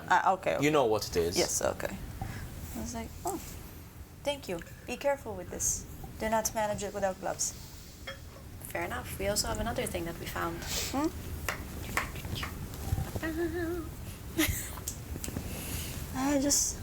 It's small, no? Well, yeah, it's probably like tiny. It's about this big. I would say about an inch. I mean, 100 gold pieces is expensive, so you wouldn't expect like a tiny. I mean, there's no inflation yet. Wait until we get back to town. I need to sell anything. Pretty. For me, You can make beautiful earrings out of it. I just want to stare at it. Thank you. You're very I welcome. just hold it, and then I shove it in the bag. In the bag. In my gremlin cave. Come, children. Yay. Right. So, what are you guys doing now that you have basically prepared all that you could? Well, Bethazir. Is it still present? Is it The projection is still there. Visible. By the way, before we go, we haven't asked you, can we sort of do something to release you from your duty? When the scepter is taken away from this tower, I shall stop feeding power to the arcane mechanisms of this edifice. I will no longer, shall we say, exist. Is there anything that the last remaining memory of Bethazir would like to tell to the world? Perhaps we can carry your message out of this tower.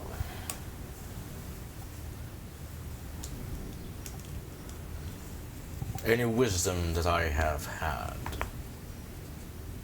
I have written down in my journals and books. I have shared with my pupils. What I can give you is advice.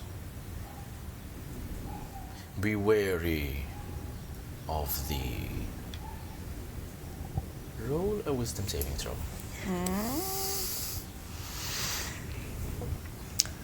I can't find the items.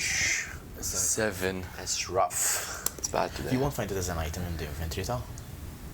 No, I have to add items, no? You can just edit it as a custom You have item. to do at a the back. custom. Ah, okay. Sorry? 7. 7. As mid-sentence, he turns to you and says, beware the lust for power.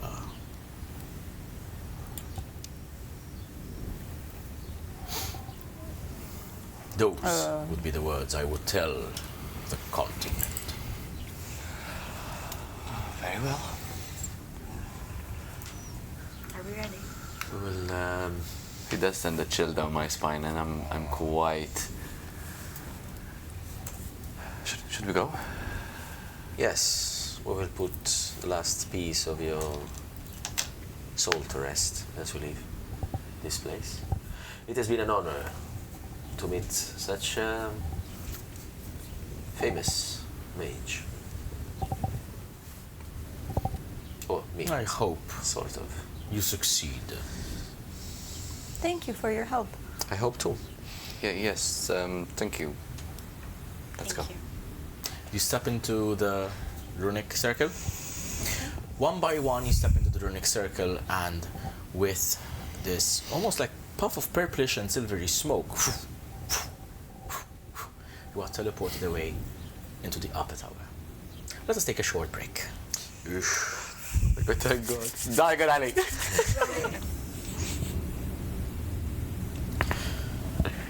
You materialize in the corner of a slightly slanted chamber. The walls behind you are gone. Beyond the broken edge of the room, you can see the sheer drop all the way down to the base of the tower. The sight sends a deep, sinking feeling through your gut. The chamber itself seems to have once been a bedroom. Large, lavish, four-poster bed stands against one wall, now covered in dust, rubble, and fallen debris. Its curtains hang in torn strips, and the feather mattress has all but collapsed in on itself. On the opposite wall hangs a dust-covered portrait. Its frame is cracked and badly weathered, but beneath the grime you can still make out the figure. It depicts a bald man with a full beard dressed in green and black robes marked with golden runes, Bethazir.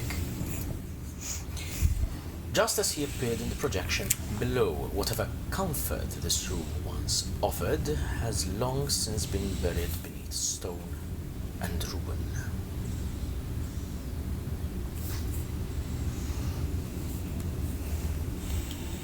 So this is the start of the crown, or are we on You the are ground? in a chamber. Okay, It is slightly slanted, so you feel it's kind of sinking on one corner. but there is something on top of us. Presumably, yes. Okay. And we do see As you Stairs so the walls ascending. behind you Are are broken broken. down. They're gone. Yes. So you can kind of like peek up, and you can see more rocks suspended above you and more platforms suspended above you. but the room itself is slanted. Okay, so the room itself is floating up in the sky. What I was asking is, do we see a way to ascend to the top of this Yes. room? As you peek out from this broken part of the wall, you notice there's a very thin ledge you can kind of like shimmy across, and then there are several platforms you can navigate or perhaps even jump. Mind your footing, everyone. There is lack of balance. Should we look around for this shadowy creature you've seen? It seems very quick. It was bouncing, and I point you outside to those debris. I think it went all the way up. At this point, Malakiel, still invisible, will just make a quick fly around this room of the tower to see if there is anything that moves above or below of our general position. So, Malakiel.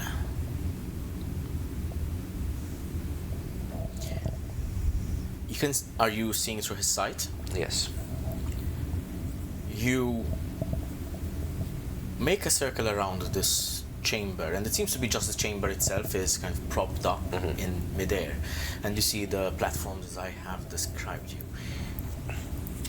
I need Malakiel to roll a Constitution saving throw. Okay. Is it a spell or a magical effect? Because he would have It's advantage. not a spell. Saving throw against spells or other magical effects. I will say it is a magical effect, but it is not a spell. It's a natural 20. Okay. Plus 1 Constitution, so 21. Okay. So, I haven't used these dice in ages.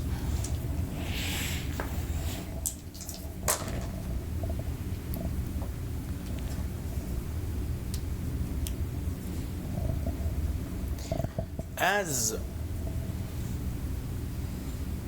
Malakiel circles around, you feel a blast of energy impact its back. As it hits it, it takes 10 points of necrotic damage. Okay. That's already halved, by the way. Okay. Okay. You see Malakiel's vision obviously like, jitter and flutter about.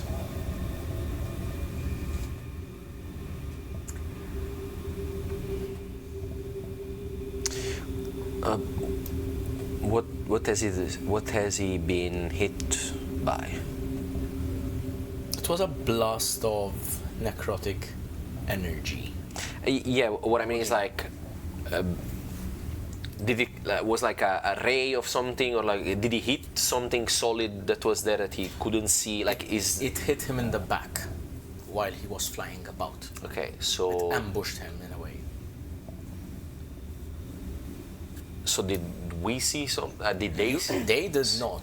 You obviously through Malakiel's eyes.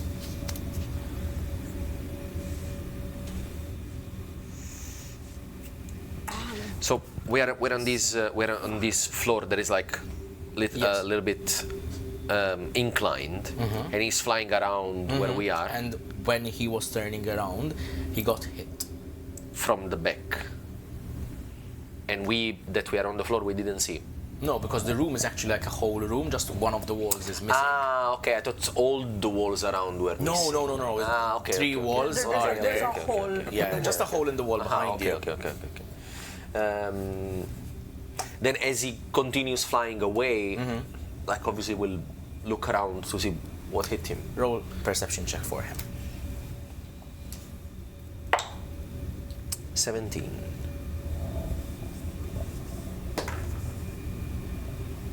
+1. He doesn't see anything among the floating ruins. He has good rolls today. Alan, we are so fucked. Also because it means it can see invisible creatures. What are you guys doing?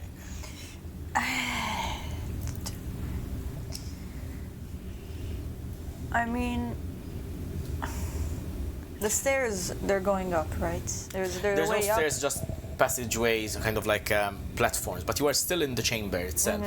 Like this was apparently what once was a bedroom of some sort.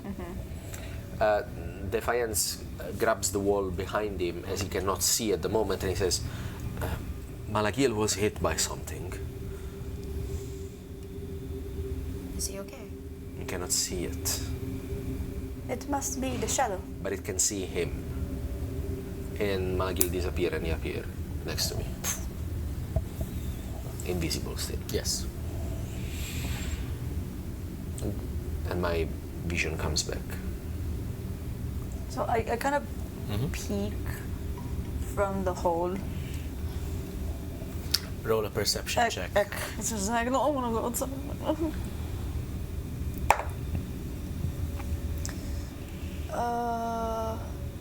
Perception, yes, 9.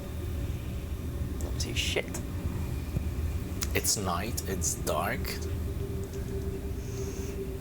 I don't And have night vision. whatever it is, it's hiding. And I go, I don't see anything, but it's very dark, so I don't think we're Is going any to of see you it. able to cast any light? Magical light?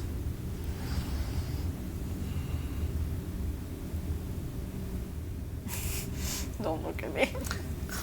I have a lamp. Reyna, what are you doing? I'm thinking. Okay, so I take out my sword from the scabbard, Mm-hmm.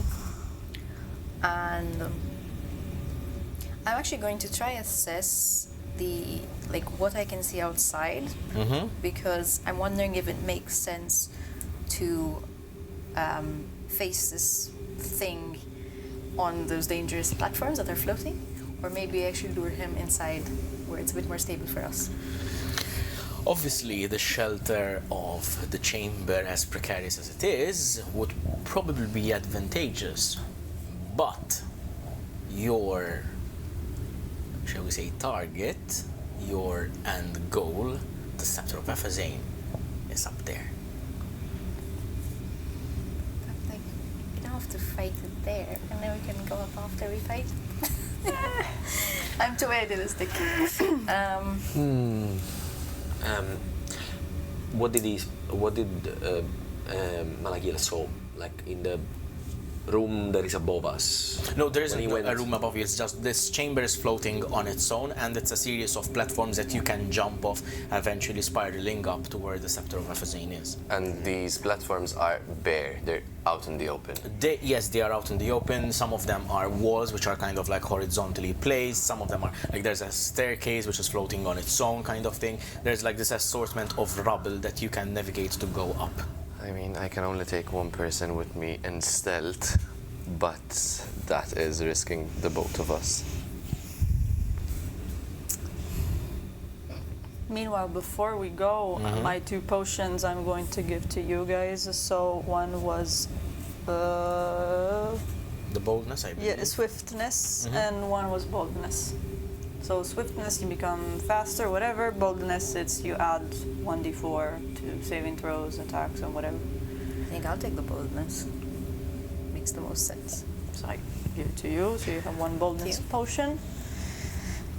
Can I use my seedling now? If you'd like to try. Yes, I would like to try and create a pathway using the debris and the platforms already there, but something that can interlock them rather than have us jump. We can continue walking them So, up. You could do something to that effect, but not the entire way up. I mean, you're not generating an infinite. You're not creating plants from nothing. So if there is a plant, if you are on the forest, there are plants in the forest, and you can kind of coax them into kind of like helping you in that way. But up here in the tower, you could say maybe there might be a seedling or two kind of that took root over years, but it's going to be very sparse. It's more like something that is gonna aid us a little bit to move, but not. It won't create a passage all the way up a road that you can walk I mean, it's still on. something. It's useful. It could help you. These platforms, is it like biggish platforms, like more than one person can stand? Some of them yes, and some of them no. Okay. I would. Do they float or just Yes. static? They are static, obviously, in general, but they kind of like Wobble a bit? Wobble slightly. They don't seem flimsy or fragile, So but if I you know they. for example, my understanding, if I to latch the rope, now that we know what it does, effectively, because it strangled me, and pull. You can try. And technically, the rope of climbing is made for automatically climbing. So if we use the rope, Sure. we don't need to But struggle. if we climb and we are climbing, we are easy targets. So we Well, need to be on a platform. I think. So ideally. In any case, we're gonna be an easy No, we're target. We're gonna be in the We're open. either case. So Defiance is gonna go. All of you is gonna say, listen. There's the last piece missing of the puzzle. Everything we need is above us, and we are going to get it. Despite how much you might think this is difficult, the difficulty is only in our minds. We can do anything. We need to be positive. We need to think we're going to succeed. We're going to destroy this creature. We're going to make sure that this creature is vanquished. And we will succeed. And I want to spend 6, 12, 18 seconds Yes. to use 3 bonus actions to give 3 bardic inspiration to all the 3 of Sure. them. You all gain bardic inspiration, so take a d6 and keep it aside. So just so you remember, you can add it to your d20 rolls. And they last for 1 hour. Yes. We still have the one that we got before. That's Expires? yeah. Oh, it's fine. That's fine. It expires, no, the bardic inspiration. No, but she got the have the your normal Oh no, Inspiration. inspiration. That's something. DM That's heroic inspiration. inspiration. That's something. That is re-rolling your d20. Never mind. But that we can still use, no? Yeah, of course. Okay. Bardic inspiration and heroic inspiration are separate. Yes. She also has her own human inspiration, which is also separate to that. There. We have So- some good inspirations now. I mean, re-rolls are always good. They can give you a Yeah. little bit more variability. Okay. Right, so Lugii is inspired by these words, and I take my rope, and now that she knows what it does, I say, this is very strong. Do not let it strangle you. I almost killed my breath, but we can tie it to the platforms. If one of them is too far, we can pull it in. It can latch onto it. Good idea. Just try to stay on platforms. If we were to climb this all the way up, we'd be an easy target. And if the need comes for it, we'll have to think on the spot. Yes, indeed. Who's going first? Why do you ask this So question? the platform that I see It's always immediately out, how far is it? So basically, from the hole in the wall behind you, there is a narrow ledge which runs across the length of the wall of what remains, and then there is another platform with a short jump that you can very easily make. Okay. Does anyone need a refresher on jumping mechanics?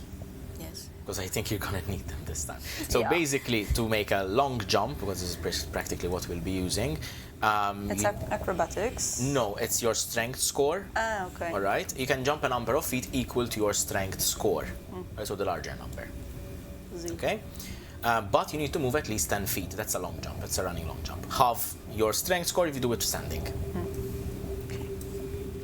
Then leave acrobatics and stuff like that to me. If So they jump. 17 feet. I was wondering today if I were supposed to prepare a long stride. They need a running.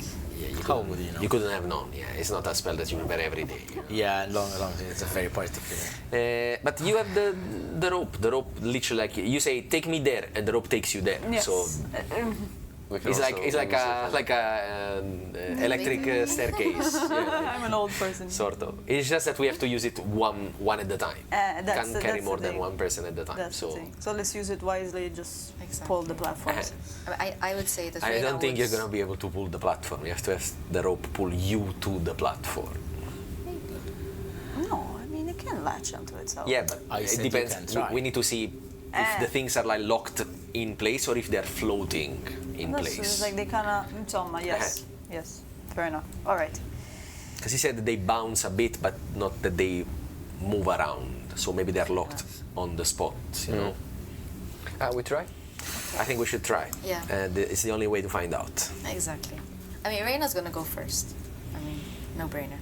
So you're going to exit the bedroom, right? On the ledge. You start to make your way, and there is a very short, maybe. Okay. As we do. Yeah. Because I know that as soon as Malakiel appeared in the area, he was hit by something. As soon as we exit from there, I want to keep my eyes peeled and open to see if there is anything that can see us and start targeting us with any sort of magic or something. Like if obviously we are more in the open, so I want to maybe have a good look around to see if, like, where was this thing that hit Malakiel. Just for the fuck of it, roll a perception check. This time Defiance. Okay. And this is the last perception check that we'll do for this creature. Okay. 16. Okay. You keep an eye out for predators, attackers, and monsters that can hinder your climb. However, behind the rubble and behind the floating walls and platform, you fail to see any movement.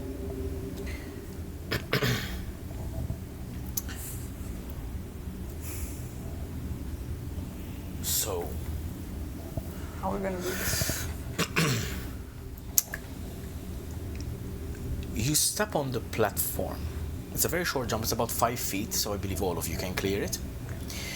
You jump onto the first platform, and you notice that there is almost a haphazard path that you can follow as you go up. As you look up, you notice that broken masonry tore loose from various pieces of this tower. You see within your line of sight the Sceptre of Aphozahne suspended in midair, arcing bolts of magical lightning onto nearby boulders and nearby pieces of rock. The platform shudders beneath you as you leap onto it. Some of them shift slightly, drifting slightly out of place before coming back into normal and settling. They do not sink. They do not, shall we say, move too much. It's an unsettling feeling. It almost makes it worse. You are so high up in the air, navigating this essentially jumping puzzle. As you navigate your way, slowly you remain undisturbed.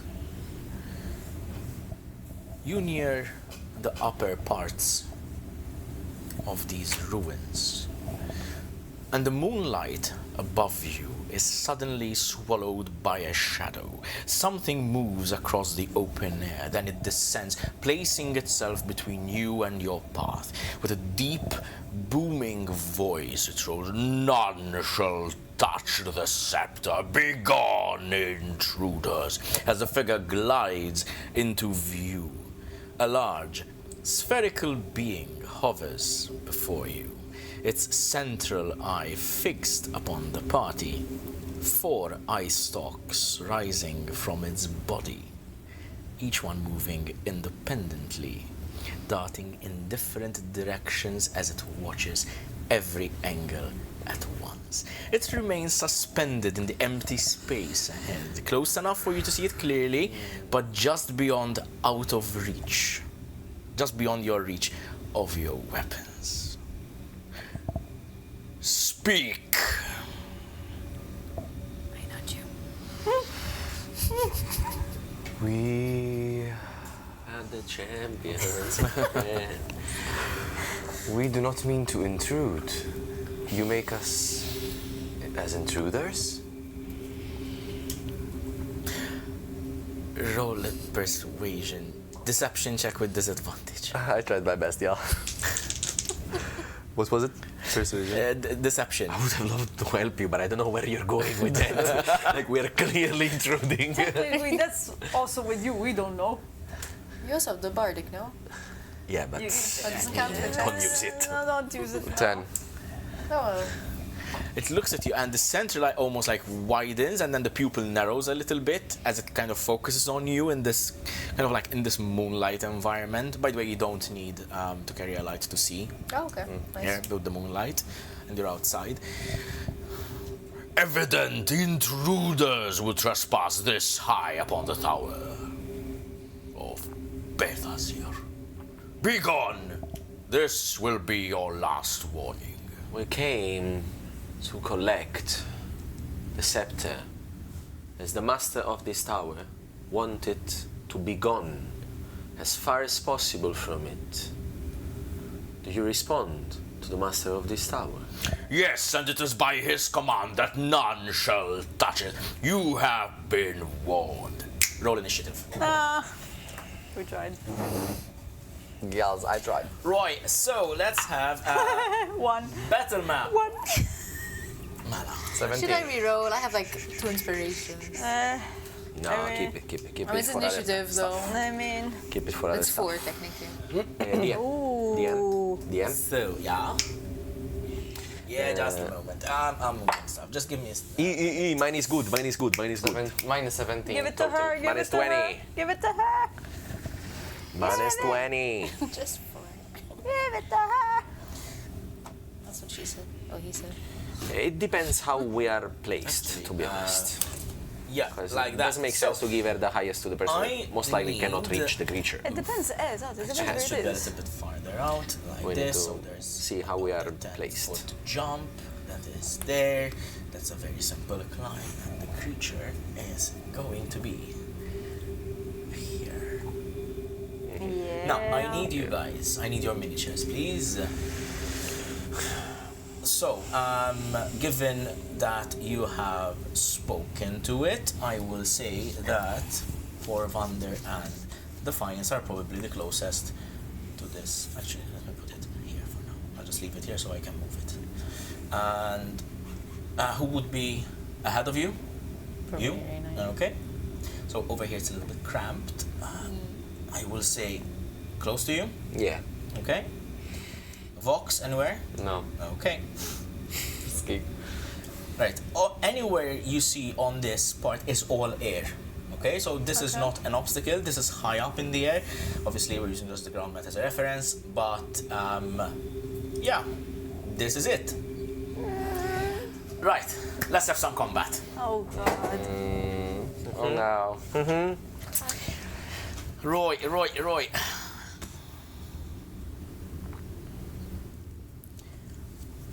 I need you guys to give me initiatives. 20. 20 with Defiance. 17. Yes, dirty 20. 17. Lugii. 3. 3. Yeah. And Reyna. 4. 4. Are you swapping your initiative or not? Makes sense.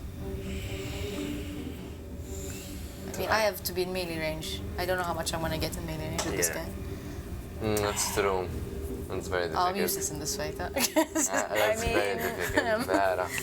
Do you have anything which is like evidently ranged? Not really, whip because out I a have to bow? hit first. Okay. DM, where the creature is.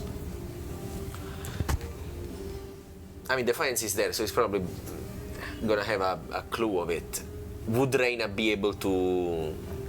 Reach. So the creature is out of reach over there because you have a 5-foot reach. Okay. Yeah. Then. No, I'm not going to swoop. No, Are it's you ready to start? Yes. Okay. The creature is going to start first. No. Lallo. Wow. It's more than 20. Yeah. Yeah. 21 to be precise. Hey, of course. So, as its eye stalks focus on the first two people in front of it, we're going to start with Porge, and I need you to roll a wisdom saving throw.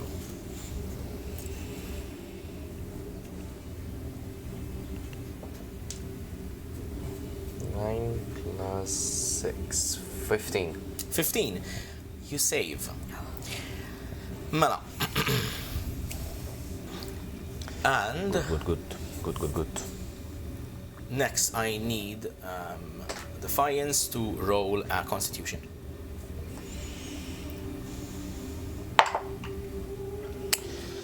11. 11 fails. Yeah. 15 points of necrotic damage. Sorry. As this one of the eyes turns towards Defiance, it releases this blast of green necrotic energy and hits you squarely in the chest. I'm going to use my free casting Yep. of Hellish Rebuke Yep. to immediately burst flames through his central eye. Dexterity saving throw from him. Rolled an 18. 18 saves, so he takes half damage. Okay. Where is my other D10? Oh, here. So that would be 12 points of damage, halved to 6 points Okay, of fire 6 damage. points of damage. I need you to roll a dexterity saving throw. Dexterity saving throw. Alrighty.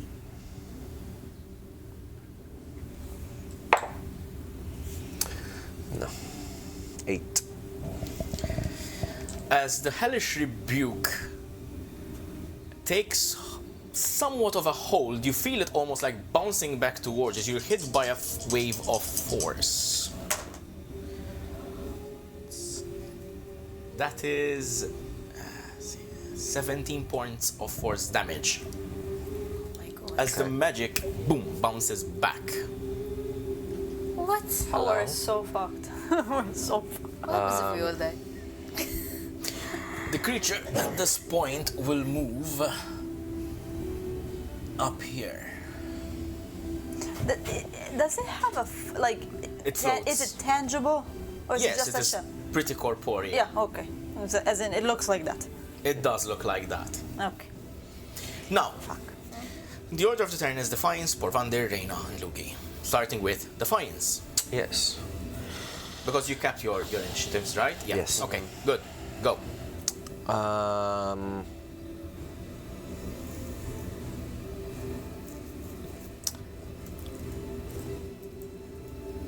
Stuff. All my temporary hit points and almost half of my hit points are gone already. And I had 20 temporary hit points. Holy. I'm going to jump to the next platform. I will say that you managed to pass off. That is 10 feet. Okay, I have 12. So that is, you have 12 I strength. have 12 in strength, yes. You can only jump 6 because it's a standing jump. I can't... You were here. You don't have 10 feet of movement to jump. But however, if you want, I will let you roll an athletics saving throw. An athletics roll. No, then I will definitely not do that. Okay. I'm not suck at jumping that. nowhere. Can I move 5 feet back and then run and jump? As in, Sure, yeah. Where, Okay, where, okay, because I obviously do that, the imp You're is right. tiny. Sure. Yeah, you can do that. Okay, it's you managed to flying. clear it. Okay. Sure, you get there. So we have 5, 10, and then the other 10. Okay, so I have 10 feet more Yes. of movement Yes. left. Which will get you up to the staircase if you Yeah, like. no, I don't want to get in the middle of the way, so I will move 5 feet diagonally. Yes, so I get out of the staircase. Okay. And from there, I don't know what I will do. honestly. You're pretty close. Honestly. Well, I'm gonna try something. I don't know. I am going to cast Witch Bolt at Okay. it. Gonna make an attack. Actually, can I have before I do that? Can I have Malakiel? So Malakiel takes its turn after you in the initiative order, right? Or it takes its own initiative. We can roll initiative for him, and then we see where Okay, it goes. because we never did that. I know, but until it was today. a failing. Yeah, I know. Okay. It was a failing on my end. But All right. basically, it either takes its turn after you, if you want, or we can roll its own initiative. Let's roll its own initiative. Okay, go ahead. You want to roll for it? Yeah. Let's see. So it has a +3 Okay. in initiative. 4. Okay, so it will take its turn with Reyna. Yes.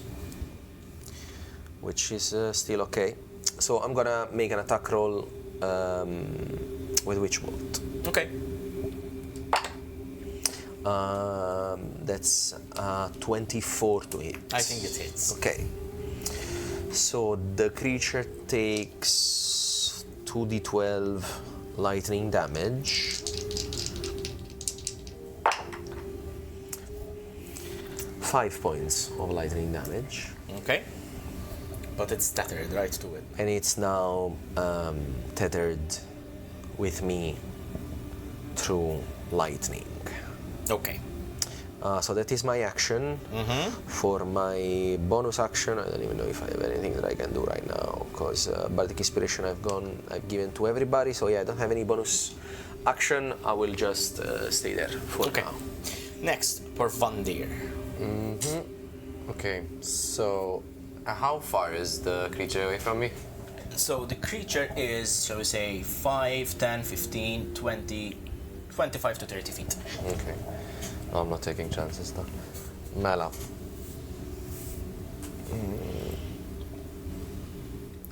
Just asking, do the eyes have their own like hitbox, or is it like one whole thing? So generally, there's only one DC for the creature, which Yeah. is to hit it. If you want to target a specific point for it, you can try, and at my discretion as a DM, I may let you with Okay. different I got DC, that. but Okay. No, I would it's like... more of a home rule kind of rather than an actual. Gotcha. Okay, so I would like to start with Guiding Bolt, Okay, a level 2. roll to hit. I'm gonna add Bardic You have a lot Inspiration. to hit. You have a lot to hit. Add whatever is the number. Also, Bardic Inspiration, you add it after you Everything. You know if it's... Okay. 8 plus 6, 14. 14. Plus 1. You should have already +7. No, it's already added. If you have the Moonsicle equipped and attuned, it's already added. Yes. Wait a second. Did you refresh your page after you got the Moonsicle? You should have +7 to hit. Right, It's it's still 4 plus in, 6. 4 in Wisdom. It should be calculated already, so if not, his page is not refreshed. So refresh the page and confirm. It's 4 Wisdom, 2 Proficiency bonus, and +1 from the weapon. Should be +7. Wait, let me do the whole. And I saw it equipped. Is it attuned as well? Because there is another button for attune. Let me confirm. What did you roll? I rolled an 8. So +7. +7. So 15. Okay, it is Yeah. equipped and attuned. Man, let me go back to spells. Spell attack is still +6. Strange. It's fine. Consider it +7 Okay. for now, and then we'll figure it out later. Okay. So 15 hits. Okay, so no Bardic Inspiration. Okay, so that is 5d6s. Roll away. Nice. Let's go. The D6. Thank you. Any more? Do you need a D6? 4, 5. Okay, we're good.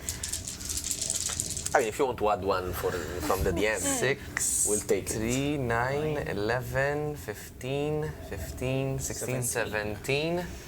And then I add +1 with the sickle as well. Yeah. 18. Do you? No. 18. Because it says it adds to the attack And damage. and damage rolls. Yes. Let me confirm now because I'm getting forgetful. So for the moon sickle, +1 bonus to spell attack rolls and saving throw disease. Saving throws. Disease, Not okay. damage. Okay, Like okay. if it only the healing is that you had the d4. Okay. So it's just the dice, which Okay. was 17 points of damage. Nice. Okay. Okay, so as a bonus action, then I'm going to invoke my Star Starry form? form, and we're going into the archer. Okay. So with that, you do I roll bonus action and do the thingy. Yeah. You do it with advantage because you have guiding bolt. Roll again. Thank God, please. Hey, yeah. Yeah, nice. Okay. Let's go. So that's 18 plus 6. 7. Okay. What was it? Sorry. What? It's 18. I rolled to hit 18 plus 7, no? 18 plus 7. Yes, yes, okay, okay. Yes, okay, yeah. Sorry, for a second. What are we calculating here? 100. Okay, so... A billion. A billion. I think that hits. 1d8. 25. I think 25, that one. Yes. No. Wait, no, That sorry, one, sorry, the sorry. Lalo, I can't count today. Nice! 8 plus Nice. 4. 8 plus 4. 12 points of radiance. Okay, Good. I'm done now. Very well. Are you moving? As you see this guiding bolt, like almost like swerve a little bit and hit the creature from its sides, you pull back your arm as this obviously constellation of bow kind of materializes. You let loose, and the arrow of light hits the creature on its other side while it's distracted. You manage to do quite a bit of damage to it. Is that the end of your turn, or are you gonna move? No, I'm gonna stay where I am. Okay. So Reyna, and then Mal. would you like? Okay, I'll let Or you Mal choose can go between. first. I will let you choose between the two of you who will go first, but then we'll keep the same order Yeah, for the first. rest of combat. Sure. Can you move Mal? Yes. Makes more sense to let Mal go Yes. first. So Malagili is gonna fly behind the creature. What is its movement? Its fly speed? I think 40 feet. Let me just double check. Okay. 40 feet fly. Okay, so that's yes. 5, 10, 15, He does- 20, 25. He can go. He can go straight because he's Yeah. flying. I just wanted to count how long it is. Yeah. And he's gonna use the help action to give advantage to the next. Good. Attack. Reyna. Yeah. So I'm gonna jump through the lovely thing. Okay. I should be able because I'm 19. Yes, so that's okay, so that's 5, 10, and then another 20 over here. You're at 20 feet. How close can I get? Just You up have the another stairs? 10 feet of movement. You're 30 feet, right? Yeah. Okay, so that's another 10 feet of movement gets you up here. And how far is that from the creature technically? It's about what? Sorry, 15 feet. 10 feet I maybe. want to go up there. Wait. Yes. Far. I can't hit that far. You can use the dash action and get next to Listen, it. it's gonna move again, huh? Yeah, but That's at the least- thing, she has to chase it. No, but she can take an attack opportunity then. Yes, that's what I'm saying. Like, she has to chase it. Yeah, because it's gonna try and stay away from you wait. as much as it can, Wait, probably. unless... If we can bind it in any Wait, way. okay. Wait for my turn. I mean, I'm going to. Okay, I'm going to actually cast Shield of Fate, and it is within 60 feet, so I can actually cast it on you safely. Okay. So at least So- you have +2 AC. Okay. Okay, so +2 AC to you while you maintain Nice. that concentration and tick off that spell. Yes. Is that the end of your turn then? Really can do nothing. Okay, which gets us to Lugii. So, if I move over here, can I see Defiance?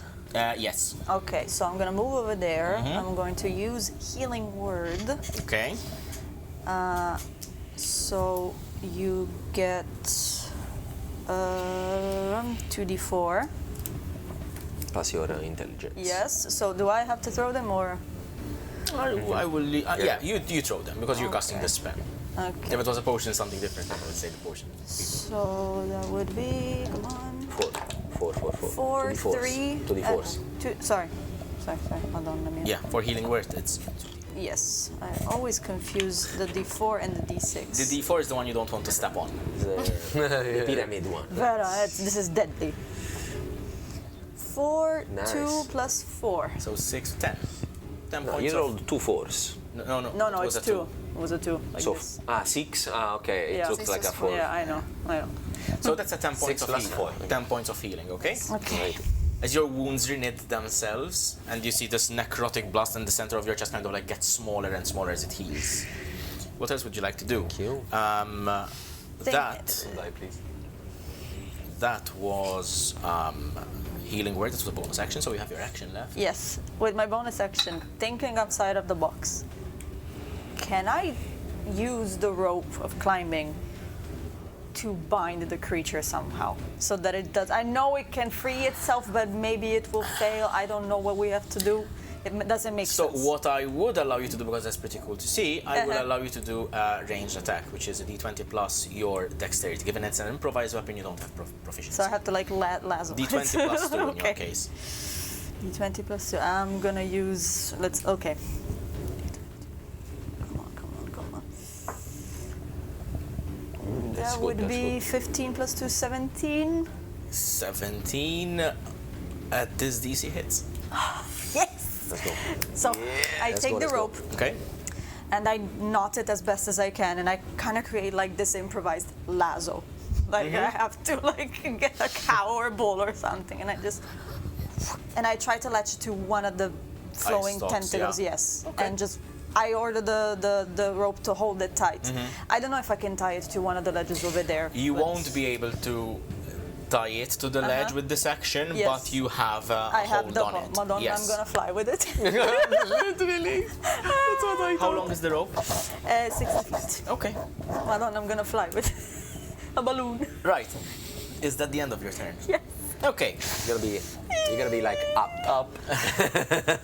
With that, the creature, seeing itself bound, it moves with the rope and all to here. Now, do you want to loosen the rope, That's why or you should have gone next to it. or do you want to hold on to it? Yes, you could dash. I don't have the strength. I'm gonna stay where it is. I'm gonna just loosen it a bit. The creature went over there. Now, it can see you two, but not you two. So, starting with Reyna.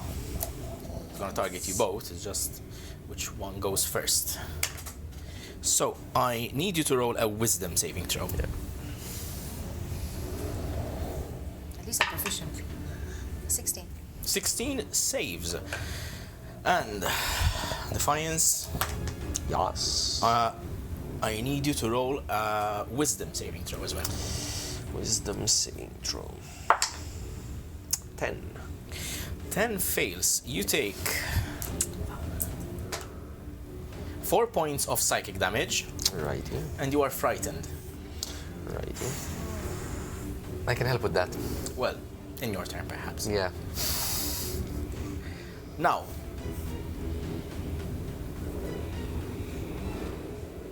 Defiance, your turn.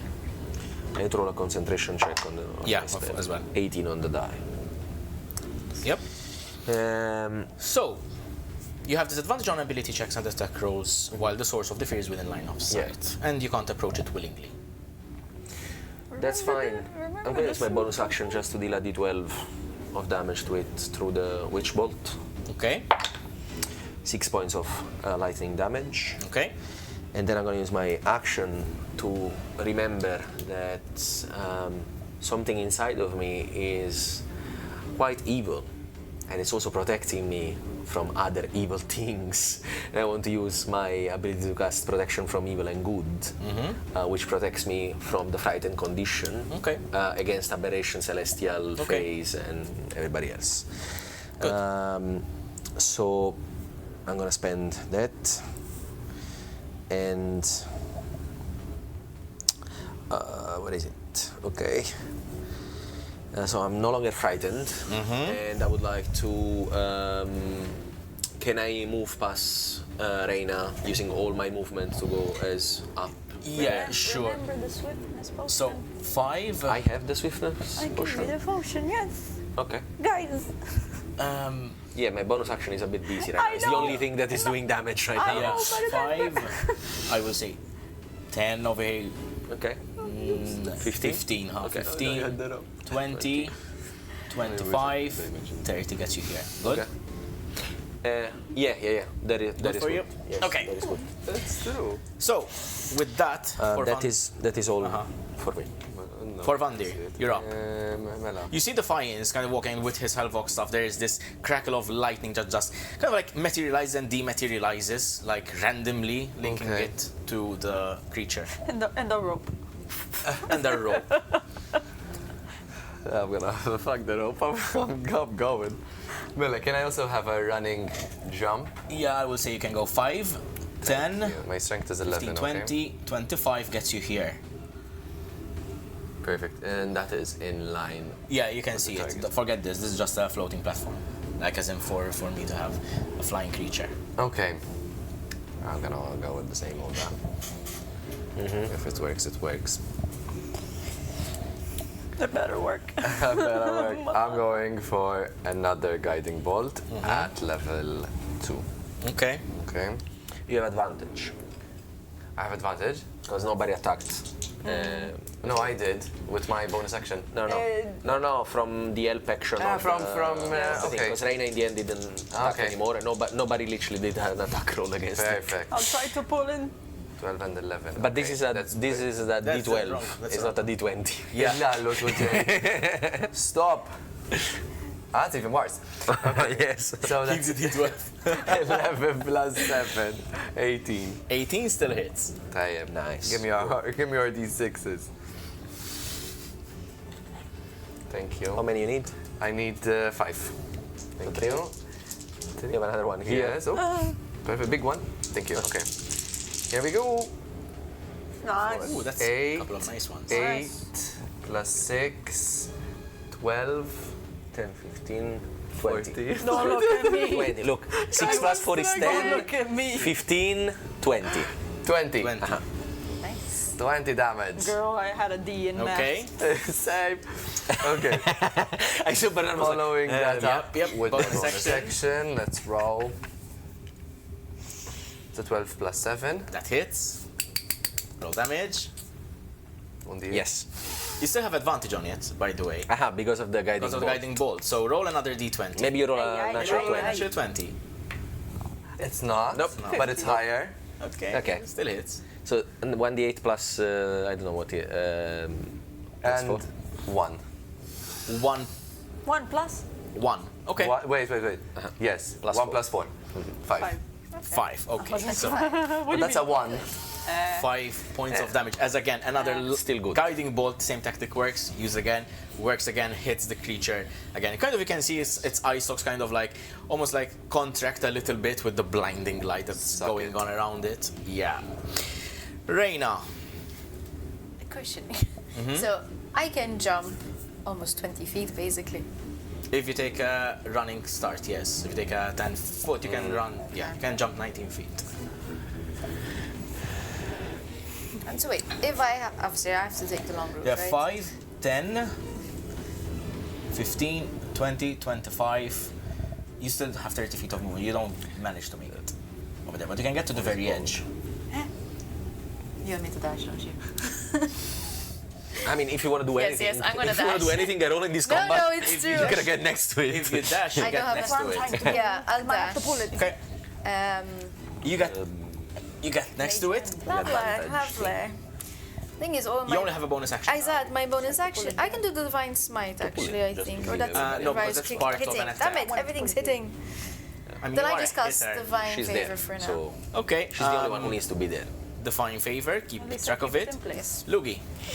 Okay, I'm holding the rope. Yeah. Can I latch it off? Because I'm gonna fly with it. What are you gonna try to do? I want to try and latch it on to one of this This part, Yes, yeah, sure. yes. You can. I will say it will take your action. What to do? That. Yes, it's fair. like It's 6 fair. times you didn't- It's fair. I'm Yeah. gonna be useless over here, Okay. so I'll try to make my best for it. Okay.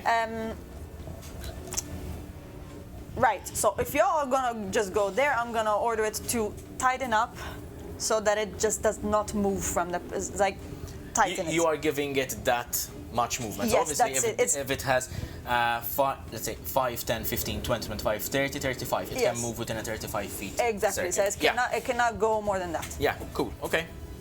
Because then it cannot circle and Yeah. come back at me. Okay. Anything else? Can I can move? move, Mal. Just Yeah, of course. Because I'm gonna put myself so that I can see them. He comes in. That's it. You did your turn already. We forgot We Mal. skipped Mal's turn. Sorry, forgot about him. So, I'm gonna assume he moves. And Yeah, he's gonna do. He's gonna yeah. do his usual helpful little thing. Good. Helping me a lot, to You be are honest. next to the creature. Yay. I need you to roll wisdom saving throw. To be fair, not the worst. I have lots of different ones. I'm going to use my normal inspiration. Hold on. You don't need to roll before he tells you 10 if you is fail gonna hit. or succeed. 10 is going to fail. What did you roll?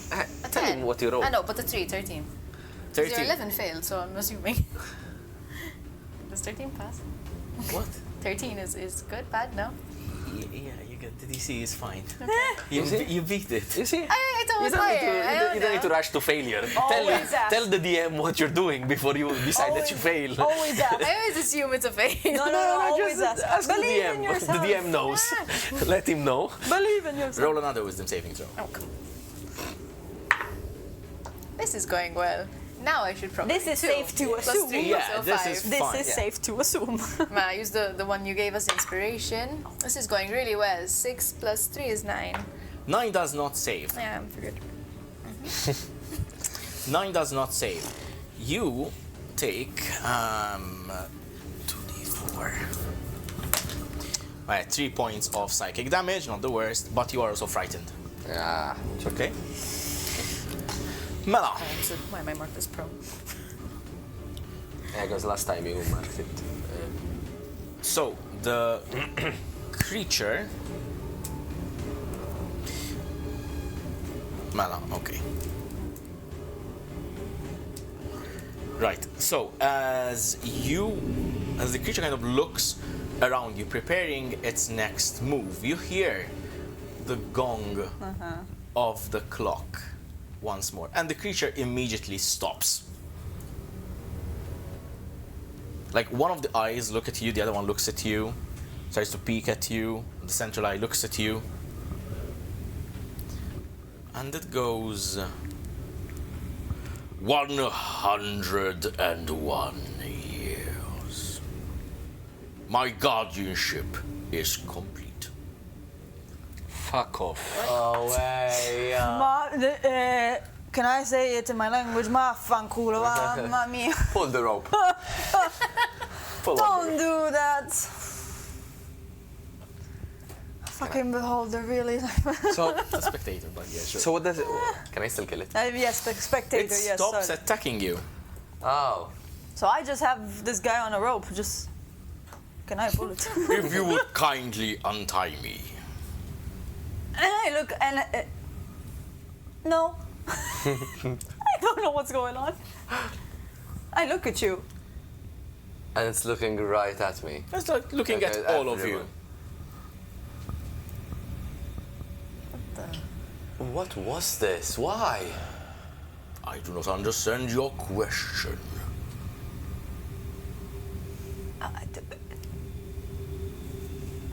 You attacked us. I'm not gonna drop. Yes. I'm not gonna drop the concentration on the spell. I'm not gonna use the bonus action to do damage, Okay. but I'm gonna keep it. I'm gonna keep him connected with me, just in case. Sure. Just in case. No problem. Why have you tried to kill us? It was my duty to protect the scepter. And it is not your duty anymore. My guardianship is complete. How? 101 years have passed since Bethazir bound me. And Bethazir decided not to tell us of the guardianship?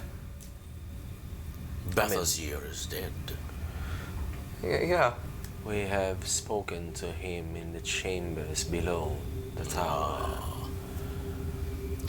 You mean I jumped? You have been fooled, I am afraid. I'm going to... Can I roll in... What's it called? You would like to see whether he's being yes. truthful or not? Roll Yeah. an insight check. Uh, 11. He's a massive floating guy with 4 eye stalks. How the fuck would you know how to read him, unfortunately? Fair enough. I mean, he stopped attacking you, That's a fair point. I don't. He's afraid of dying, maybe. I don't trust this. As a player. As the character. I just look at you and I go, I am not untying him. I'm not too sure we can trust it. Can we take the scepter? I would not trust. If you would like, go ahead. It is not my ward no longer. Guarding it for 101 years and then giving it away.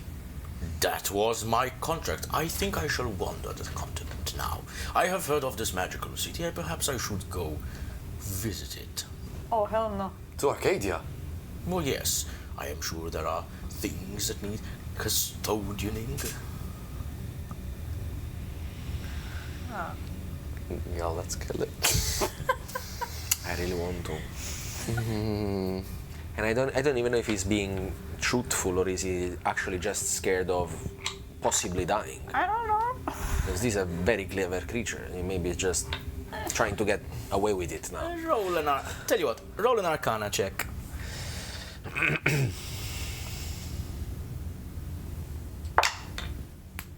Madonna, how many times is this die is gonna be fucking... What was it? Okay. Was like stuck like this in the thing. 19 plus 5, 24. Yeah. So, as I said, you do not have arcane magical training, but you would have read accounts of what mages and wizards might have done or summoned in the past. A spectator, a creature such as this, would typically be summoned using a particular ritual to guard a particular item or area. In this case, Bethazir, it seems that it has summoned it to guard the scepter itself. That's what we found downstairs. Yeah. Yes. But why 101? Why? Because such creatures last How- for the contract of 101 Yes. years. Specifically. Yes. Us, yeah. So you're just going to let us go now? I have no interest in stopping you, just as I have stopped Bethazir before you. Oh? What do you mean you have stopped? When Bethazir wanted the scepter, I denied it. He explicitly asked me not to let anyone near it. Including your master? He did not specify when I was summoned. Did you kill your master? No, I did not. He fell into madness of his own accord. Oh, great. Not a very clever wizard, I would say. I look at you because I've never seen this creature in my life. And I go, I've never we're not going to trust it, are we? I'm not letting this rope go. Well, it will disappear tomorrow. Still.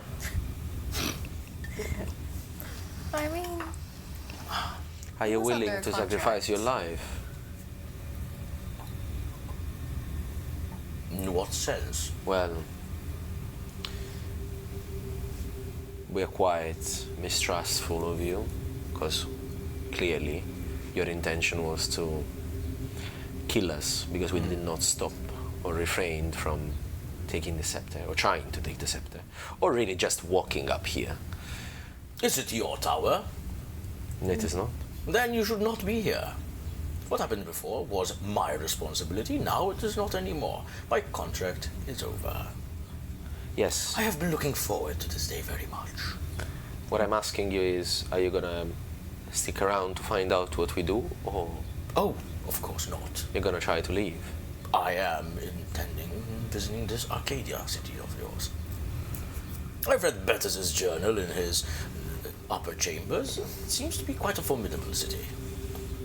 Do we see any form of damage done to the creature? It was... I mean, you wounded it. Can I finish it off? I mean, guys, it was a contract. I don't know. I say we Yes. just go get the scepter. But it's going to Arcadia. We wouldn't know if this kind of creature is inherently evil or just neutral. We wouldn't. It looks... Roll an Arcana check. Maybe back in Mechanism you might have read something, maybe. 15 plus 6. It's decent. 21 is a good roll. So, Mechnazan doesn't necessarily have a lot of knowledge when it comes to arcane aberrations, that sort of thing. But there are some accounts that your tutor might have hoarded over the years, and one of those might have described such a creature, such a ritual, much like Defiance knows. They are not necessarily evil or good, just they have a job to do, and they do it. And afterwards, there have been accounts of them just vanishing, there have been accounts of them just still continuing their duty, and there have been accounts of them just fucking off. So this clearly seems to be that. They are hostile only when they have to do their duty. If someone is going against it. Yes, and it did tell you clearly it attacked its own summoner. Okay. To follow that instruction. Okay. So I look at you and I say, well, I don't think it's evil. It's just doing its job. Whether that is true, that it's finished now, I don't know. But I don't think this creature would harm if not prompt. However, I can leave it tied. We can get the scepter, leave the area, and once the rope will vanish, the creature can go. That is a good plan. Are you willing to accommodate us? Accommodate you in what sense? What she just said? You are free to do whatever you want. I am leaving. Yes, we do not trust you though. And neither do I you. So she's not gonna let you go. She's just gonna leave you. Well, I am sure I can. He kind of wriggles a little bit. And he does manage to get out of his bonds. He just hovers where he is though. Like the rope just falls down. Like he managed to wriggle around the... And I kind of get ready for an attack. It's instinctively Well then. Being that you are leaving regardless of any of the actions we take, may I ask that you do only one thing? Depends on what you ask. You are heading to Arcadia? That will be my intention, yes. Then I ask that you find one person. And who might that be? Find Aros Avel Ah, yes, of course. and tell him I am safe. Very well. If that is a simple request, I shall accommodate it. I have no more means to do with this creature. Regardless what we do, it will leave. And starts to hover away, kind of in the southwestern direction. After about 20-30 feet, it stops a little bit, pauses. One of its eyes turns back towards you and says, "Be very careful. Bethazir. Well, he's not what he was." And they just beep, beep, beep, beep, beep, beep. Okay. Bethazir is not what he was. He's not dead, not gone. Well, I guess we're going to find out. Can we get the scepter, please? I don't like being this high and not being able to fly. When she says that, I'm reminded that we are literally suspended. Yes, on floating platforms. Defiance is immediately going to replenish his temporary HP because he knows that he got fucked a while Do I remain by this creature. frightened? No. I'm no longer frightened.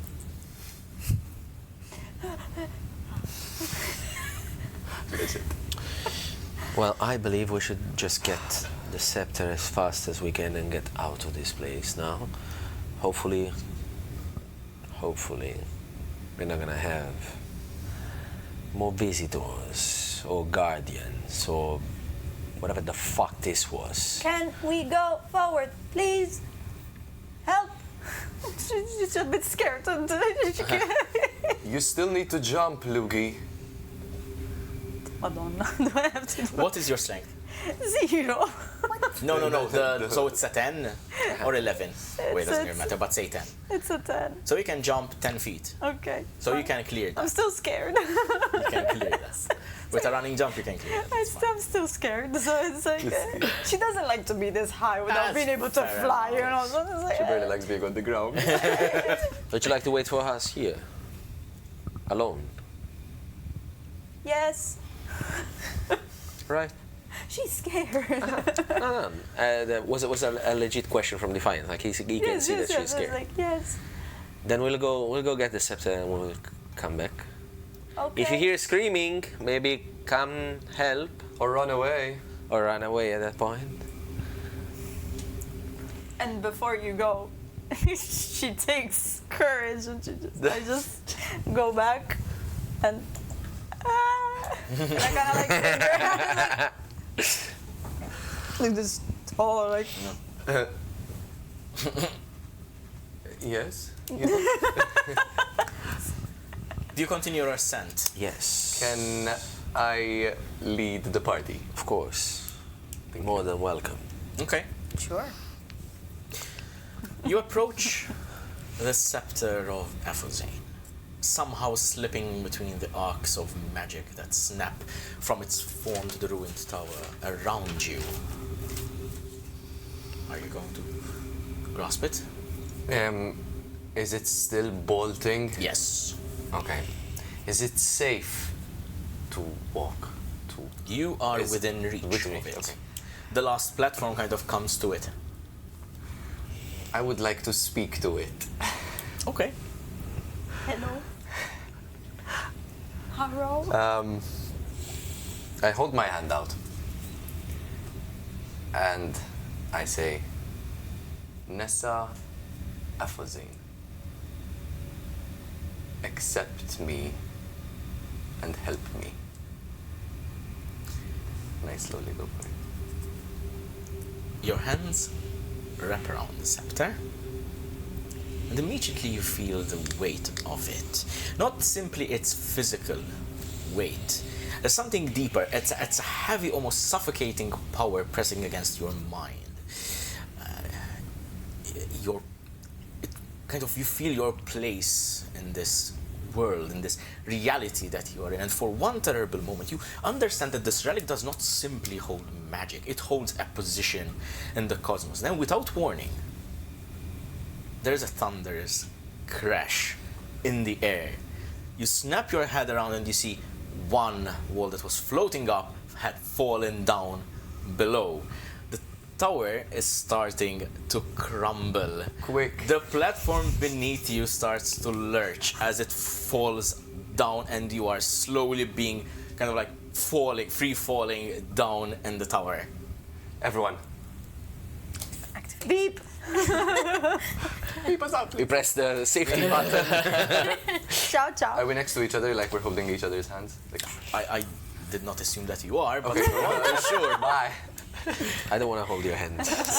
If he gives me his hand, I'm going to retract my hand. The last one of you sees your companions vanish in a puff of purple and silver smoke around you in the air. And suddenly, there is a massive crash as the top of the tower falls down on the base. One by one, you materialize in the foyer.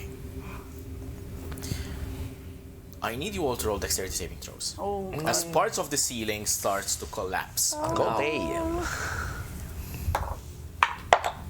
oh Nat 20. yes. Nice, 21. nice. Me? 7. 7. You have bardic inspiration. I think I might have to use it. Yeah. I would recommend that you do. Yeah. 9. 9, I would recommend it. I'm sorry, you don't have bardic I don't inspiration. have bardic inspiration. 9. I'm the bard. You both got 9. Yes. Okay. Oh god.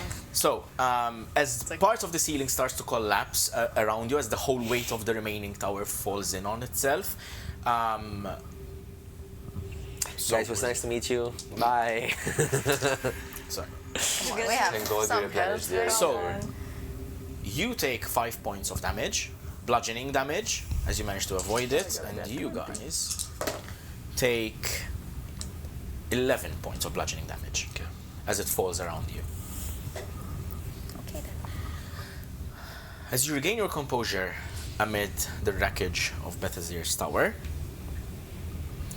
with the tower's crown and the upper levels having crashed down into the foyer, having blocked the entrance down into the subterranean chambers, there's smoke, shattered beams, there's rocks about, and as you cough and rise to your feet, there is silence. The familiar projection of Bethazir Auric appears before you. His black and green robes shimmer faintly through the haze, and the golden runes flicker as across this illusion. Good. You have settled the score and retrieved the scepter. Then the projection almost stops mid-motion. You're holding the scepter, right? Mm-hmm. Roll a dexterity saving throw. Oh God. I felt it. Oh God. I felt it. Okay, I still have my bardic inspiration. Yes. So it would be 13. I'll use my bardic inspiration. 17. The illusion warps as a grotesque creature lunges through the projection at you. You manage to dodge out of the way just in time as it kind of swirls around and its claws dig deep into the ground. This creature is grotesque. It's long-limbed, it's lanky, it lands low against the broken stone. Its body is hunched under its weight and you see jagged spines on its back. It's got a narrow mouth, fanged, and a large central eye. Fucking hell. With this grin, this large, unblinking, dreadful eye, it fixes its sight on the Sceptre of Aphozahne. Give me the scepter! Second round of combat. For Roll fuck's initiative. sake! What the hell? I'm going to take your mini just back here for a second as we set up the foyer. Okay, Don't use it. Don't These are use bad. it. Don't use it. No, These are bad. prison. It's insane. No. Dice Bad. prison. Bad die. Oh, nice. Well, right, Mana, let me get rid of these. And also, every time that it gets cocked, it's always between the 2 and the 20. It's always on the 20. Something's up with that. Huh? Mana, You used it too much, Nasser. give me just a second to set up. I'm gonna roll for Malakiel as well. Sure. At least we are close. At least we are close. In initiative. Whoa. At least we are close to each other. Mana. Nice. So that's the door. What the hell? What And the that's hell? right in front What of me. the hell? So we have.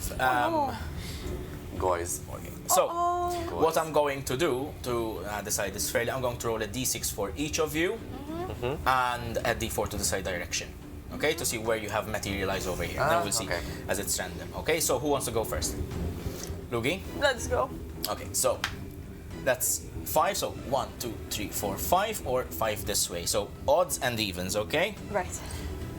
So Evens this way. So 1, 2, 3, 4, 5. Okay. nice. One here. I'm Gonna sorry. watch me Now, get slashed. From here, Sloshed. let's do you. Okay. Sure. 6. So 6 and odds and evens. That's evens this way. You're gonna be a little bit huddled. 1, 2, 3, 4, 5, 6. I'm gonna put you over here, which is the next. Behind. I'll protect you. I'll I protect. will say Malakiel goes next to you, and Reyna. Question. Has 10 minutes passed? 5. How there? 5, 6, and 5. Yeah. 10 minutes have passed. Wait, from when? Depends. When I cast Shield of Fate on him. Oh no, those haven't passed yet. Yeah, no. Okay, you have Shield of Fate. Yeah. Okay, so odds and evens. Lala, man, everyone. So 5, you're going to be 1, 2, 3, 4, 5. I'll put you over here. Next. Yeah. Now's your time to shine, Reyna. Now is the time. Mela. I don't have Oh, right. Divine we have Favor some. anymore, I believe. That's 1 minute. What did you guys get for initiative? Then Let's say we have a couple of trees outside. Why not? Landscaping is nice. I'm on the ground now. Yes, we're all on the ground now. yes. Yes. Right. Let me. Did you get a good initiative? 17. Nice, Well, okay. 20, 30, 20. Nice. Give me just a secondo. 11. 11 for me and 5 for Malakiel. Not a great initiative. How much did you get? 11. And 5 Malakiel. Okay, so who I need initiatives? Porvandir, 18. 18, good. Lugii, 10. 10, Defiance. 11 for Defiance and 5 for Malakiel. Okay, keep it in mind. Reyna, 20. 20. Okay. So, is it No, 30. There's 20. Well, initiative doesn't really matter. So, order of the turn is going to be the creature. Reyna, Porvandir, Defiance, Lugii, and then Malakiel, correct? So Malakiel will go at the end of the turn. Right. I don't want to die. So the creature, it's going to lay into you. Obviously, you have the scepter. You are its target. Protect me, guys. So, first attack, 15 plus 520. There's 20 hits, and it deals 9 points of slashing damage with one claw, as it does the other claw. That's 15 plus 5 again on a different die. Where did it go? Oh. And another, no, that's a 9 plus 3, so that's a 12 points of slashing damage. So 9 and 12 points of slashing damage to you. Your help. 21. Your help. 9 and 6. Okay? Now, I'm not joking, help. Right. I'm not joking. let me see. I need to roll a wisdom saving throw.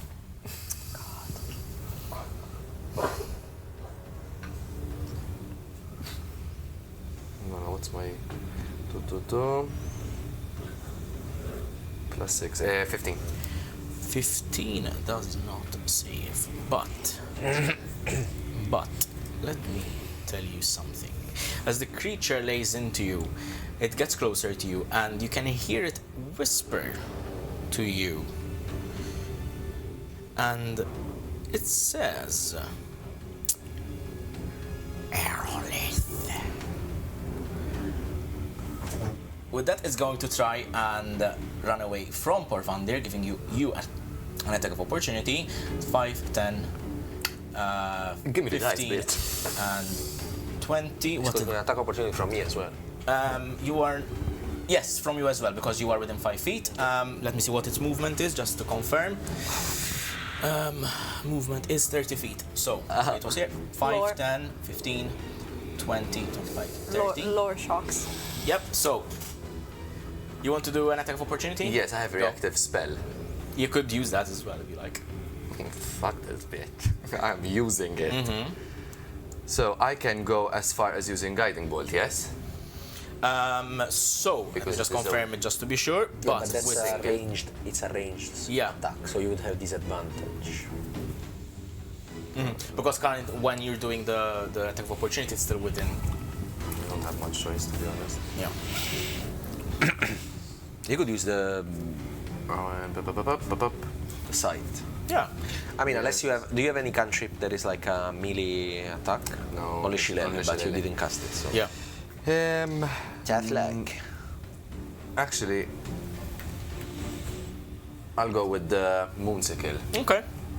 Roll to hit. I'll go with the Hellbox stuff as well because We'll do with them after the other. I don't have the reactive. So that's a 2 Mela. That's a 12 plus 3, I imagine. It's not added here as well, right? And hit DC, I'm assuming. 12 plus 3. The DC is 15, just so you guys know. So the AC is 15, so like if you roll the 15, it hits. Yeah, it's 12 plus 3. Yeah. Okay, yeah, it hits. Roll damage. 1d4. That's how I That's won on the the 6. D4. The pyramid is triangle, one. the triangle. I don't know my shapes. We need to have like a pictogram of the different dice. It's What's a that? 2. 2 Plus? plus?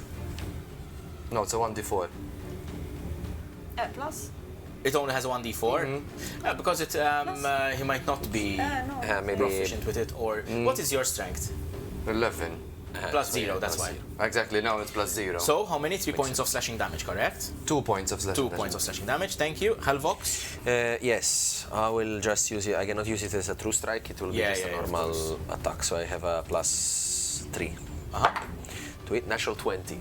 Roll damage and kick his ass. Well, it's not gonna be a lot. Well, I mean... It's still gonna be. Well, I'm swinging it like this, so it's D8.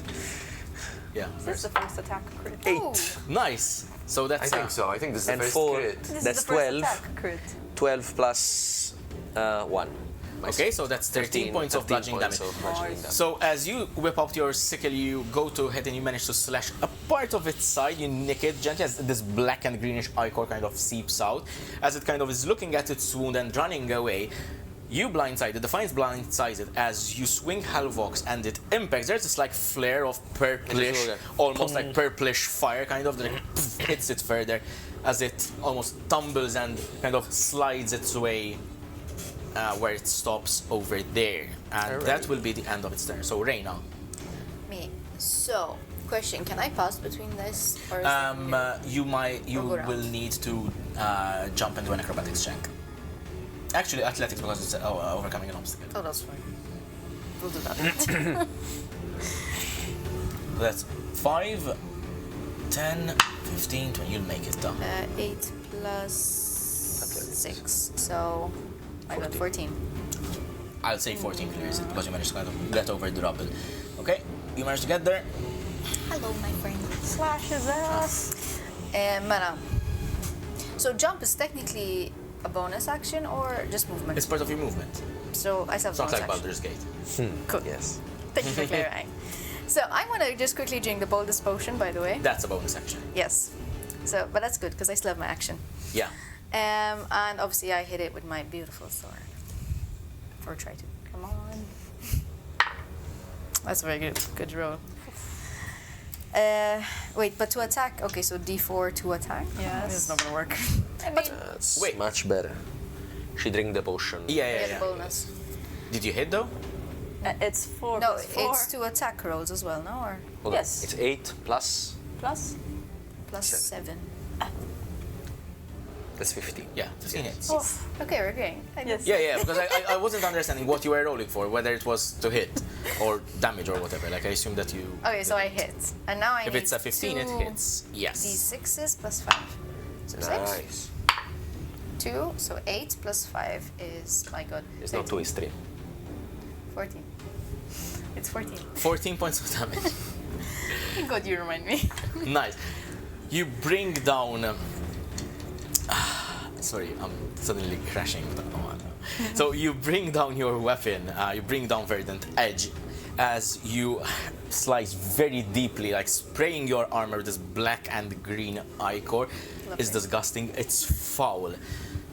But as you look at the creature that you're attacking, you notice something. It has a wisp of a beard.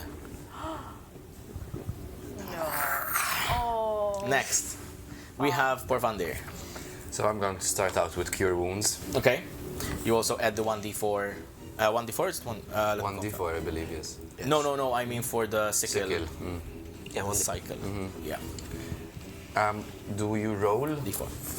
Mela, first and foremost, for cure wounds. Yes, automatic. Just touching yourself. Yeah. Exactly. Not in public, please. It's 2d8 plus 4. Your favorite thing. Okay, so that's 7, Nice. 5, 13, 13. plus 4 Plus a d4. 7. 14. So that's 17 plus a d4. Exactly. 4. 17 plus 2, that's 21. You heal up 21 hit points, which is very fucking decent. Nice. I rolled very good on the spell, 7 and 5 21. to the 8. It's very good. 21. 21 points of healing. Nice. Of healing damage. Okay, we're back. We're back, baby. We're back. We're back, baby. Right. That will be your action, correct? Bonus action? Yes, my bonus action. I am still in the starry form, I presume. How long does it last? 1 hour. 1 hour long. 1 hour is fine. Okay, I'm still in my starry form. Yeah. So I will do my bonus action. Okay. Let's see. Oh, girl. 8 plus 7 is 15. Oh! Quick math. Quick math. 2 plus 4, 6. 6 points of radiant As this damage. like astral arrow hits the creature in its chest, you can see Powerful arrow, it this one. still hangs on to life. Are you going to move? Yes, next to mother. Next to No, I'm coming there. No, just leave me there. Okay, yes. Right, Lugii. Now that my child has come next to me, I cannot abandon it. I want to cast a Ray of Sickness. Will it make it through these rocks? Or Yes, it's just, yes. Okay, so let's... They're not really stalactites, just like, Okay. I mean, I could use them. Let's do this. Huh? Let's do this. That and that. Huh? Maybe that's better for you. Thanks. I don't know why I use these. So, Because they look pretty. Party. come on. Trust you, mother. 8, I'm gonna use inspiration to roll with You have advantage, bardic okay? inspiration. I didn't still use the inspiration any though. Yeah. But if you, What's it's on the, my what, yes. what do you add? What do you add to the thing? What's the total? It was 8 plus 6. That's very close to 15. No, wait. It's not on That's up- very close to 15. Quick maths with me, nothing. Yeah. Quick math Okay, with me good. as well. So I roll 2d8, I believe. If I'm correct. Let me check. Wait, So let's you're use the going to bardic. use the bardic inspiration, No. correct? No, because it was So you that's rolled a 14. 14. You rolled a 14. You didn't roll a Yes. 15. You need a 15. Madonna, guys, I'm confused. So you okay, can let me add the bardic inspiration. Yeah, I mean, Because that's the you're gonna get a minimum plus of one anyway. So So that's fine. 5. It was a good bardic inspiration. Okay, bye. So it's 2d8 of poison Yeah. damage. Yes. So She wanted to give me the satisfaction of rolling the Fair bardic enough. inspiration. yes, of Thank course, you. Thank you. I of course. appreciate it. Always, darling. I appreciate it. So it would be 2 and 3 poison damage. So 5. 5 points of poison damage as this ray Yes. of greenish sickly energy just hits the creature. Is that the end of your turn? I think it does something else, no? Huh? The spell. No. I think it gives them like the poison condition or something. Damage and has the poison condition and add to the end of your next turn. Yeah, That's poison. good. Okay, good. Gives them So it has disadvantage to disadvantage. attack rolls and Yes, stuff. yes, yes. Give it hell. Give it hell. Yes. There is something up there. There is something up there. Right. So if that is the end of your turn, then it will be Malakiel. No, Let's go. I rolled higher than Malakiel. I rolled 11. Wait, where's your turn? I rolled 11, Malakiel rolled 5. I should have gone with you before her. Sorry, my apologies. It's okay, it's okay. Sorry. I thought she rolled higher. Completely missed it. My apologies. That's fine, because what I'm going to do is not going to change. So I'm going to use, what is it? I'm going to target the creature. And I'm going to think about what might be scary for... Okay, can I ask you as Pepe, because obviously Okay. I know the creature, but what Defiance would know I will about let this you creature? roll an Arcana check. Okay, thank you. Just to see how fucked up I can go with what I want to describe. I rolled very high, 17 plus 5, so Yes. 22. Yes, so you know what it is, but it may not work in the context that Pepe knows it. Okay. So there Keep it is, general. so it is the mage that has transformed. Yes. So I'm going to cast Dissonant Whispers on it, and the whispers that is gonna hear are all the hopes and wishes he had to accomplish what he wanted to accomplish in his studies and his and the reasons why he wanted to grab this scepter for itself, which is gonna eventually fail. And he has to roll a wisdom saving throw. Rolled that's a 15. Silvery barbs. Okay. He has to reroll and take the lowest roll. Oh, my bad. Yeah, we're gonna need someone to pick that up. Thank you, Jade. And it was... I can borrow You know you what it another, was? another d20. That's That's fine, fine. that's That's fine. fine. It doesn't count on the ground. It doesn't count. Okay, it was I rolled an 18, but it was low. Man. I'm gonna change silvery barbs. I never made anyone fail anything with silvery barbs. Come more on, dramatic. Come on. I'm gonna give advantage to who comes right after It me? will be technically Lugii, but we've done that, so it's Reyna. Reyna. So I'm gonna give advantage to Reyna. Okay, nice. And then we'll have... It takes only half damage, Yep. and it's not gonna run away. Yeah. Roll the damage. If I get to my d6, that would be, I think, 3d6s. Yes. So 7 plus 6, 13 points of psychic. So Rounded 7? down. We're saying So rounded down. 6. 6. So 6 points of psychic damage. Nice. The creature kind of like, you guys don't hear anything, but you see the creature kind of like grabbing its head and like closing the central eye, kind of thrashing about. But it's still standing, which means it will be Malakiel's turn, and I'm assuming that Malakiel is gonna go. Or do you have anything else? I have other stuff that I want to do. I want Okay. to give my bardic inspiration to Borge. Borge. I'm gonna look at him and I'm gonna say, "Boy, you stay safe with that fucking scepter in your hand. It's coming for you." And I'm gonna give my last bardic inspiration of the day, and then I would like to use my movement just to maybe take a little bit of cover behind the rocks in the center. Just not as far, like maybe one less. Okay. Just, So I feel so protected right now. yeah, I wanna be like behind, the rock. Okay. And then for Malakiel, is gonna go fly behind the creature, Sorry. and is still gonna take the help action just in case someone else attack before Reyna, Okay. because she has already advantage. So Okay. that's all. Right, so the creature is gonna take its turn. Seeing as you are the closest threat to it, it's gonna turn to you first, and then you throw a wisdom saving throw.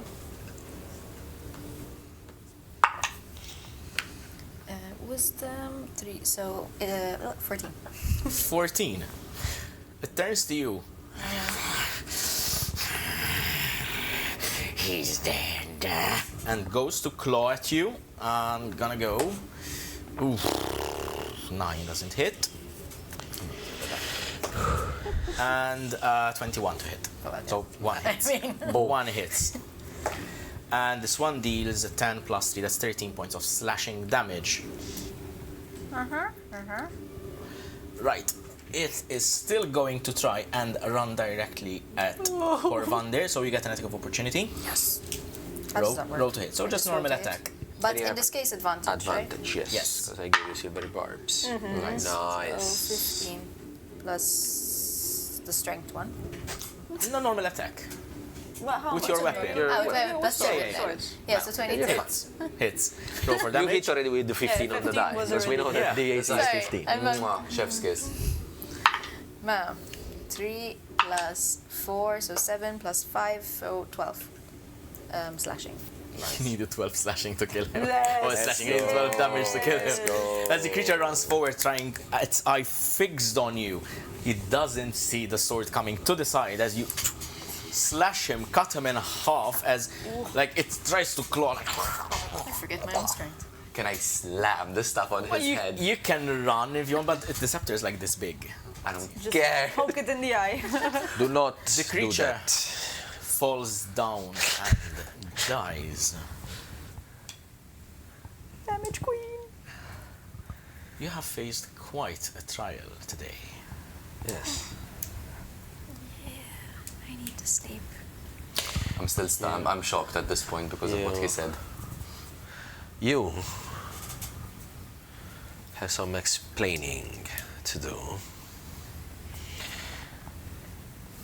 Let's take a minute. Was that the mage? Yes, that was what was left of the mage. Is that what the creature was referring to when it said it's not what it seems like? Most likely. When he said he's not It's not the same, it's not... He has changed or something like that. You were tricked. What is that That thing? is...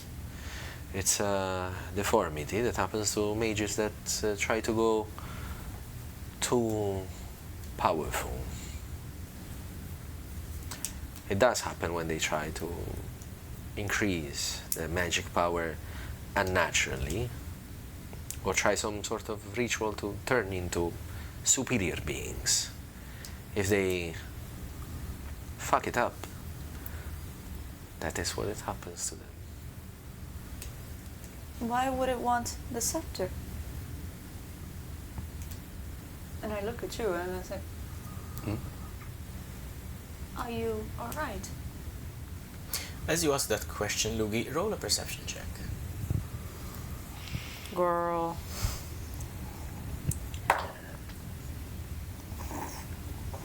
It's a 10. Okay, carry on. It came for me. Yes, there is something that you're not telling us, though. What am I not telling you? The staff? The scepter. It's what we wanted. Parvandir. I'm a professional liar. Are you lying to us? Have I ever lied? It doesn't matter. What do you want to know? A liar is never a liar until he is found a liar. What do you want to know? At this point, my tone is very, like, I'm stunned. Mm-hmm. You've asked us if you could be the first one approaching the scepter. I found it curious, but nonetheless, I know you're interested in magical things. But you knew what we were going to find. You knew Well, a formula or something. Stop you right there. I did not know what we were going to face. I did not know up until we climbed the very tower that the staff of Aphozahne was actually there. But I did know that the staff of Aphozahne belonged to its proper master, Nessa Aphozahne. And I wish I would know more, so I wish I could tell you more, but that is as far as my knowledge could go. How did you know the formula that you pronounced to the staff, to the That was scepter? merely a safety mechanism of my own, whereas the bearer might not be accepted as much as I would have wanted to. But you are free to doubt. Can I insight check? Roll an insight check. Fair And enough. I do roll not- either a persuasion or deception, but don't tell us which. I do not believe him very much right now. What did you say? Sorry. Well, deception or persuasion, but don't tell us which. Oh, natural 20. If he gets a natural 20, I cannot. He gets a 1! He gets a 1! No, you're kidding! As best as you can tell, Defiance, 23. poor Vander, while flustered and, shall we say, or bordering panic, he seems to be truthful in what he shares. I have another question. How do you know Aphozahne? Yes, that is also. I mean, the botanist clearly had no liking to him. Took no liking to him. Defiance, while this is going on, roll Perception check. Another No, natural you're 20. kidding. Listen, all the bad luck of this No, entire you're section kidding. is coming You back kept getting now. stuck, and now it's just working. Phase 3 is the spectator and the Gnostic together. Listen, No, okay, next we'll get step to it. is We'll get to it. We'll get to the it. D20 is gonna explode. We'll get to it. Aphozahne is, or rather was, my master. Why did you not mention this back at Brightgrove? Well, I was a bit too stunned. You never know truly what your master is, who he knows. It is not a secret I wanted to keep. In fact, I feel like it is rather boastful to speak of Master Avel. never meant to hide it from any of you.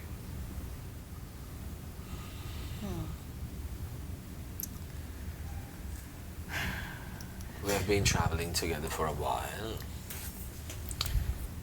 The name of Aphozahne come up only once. But knowing me, I mean, I have even mentioned Aphozahne yesterday. You might have figured that I have definitely heard of him. I mean, as anyone has really. You might have been a little bit more forward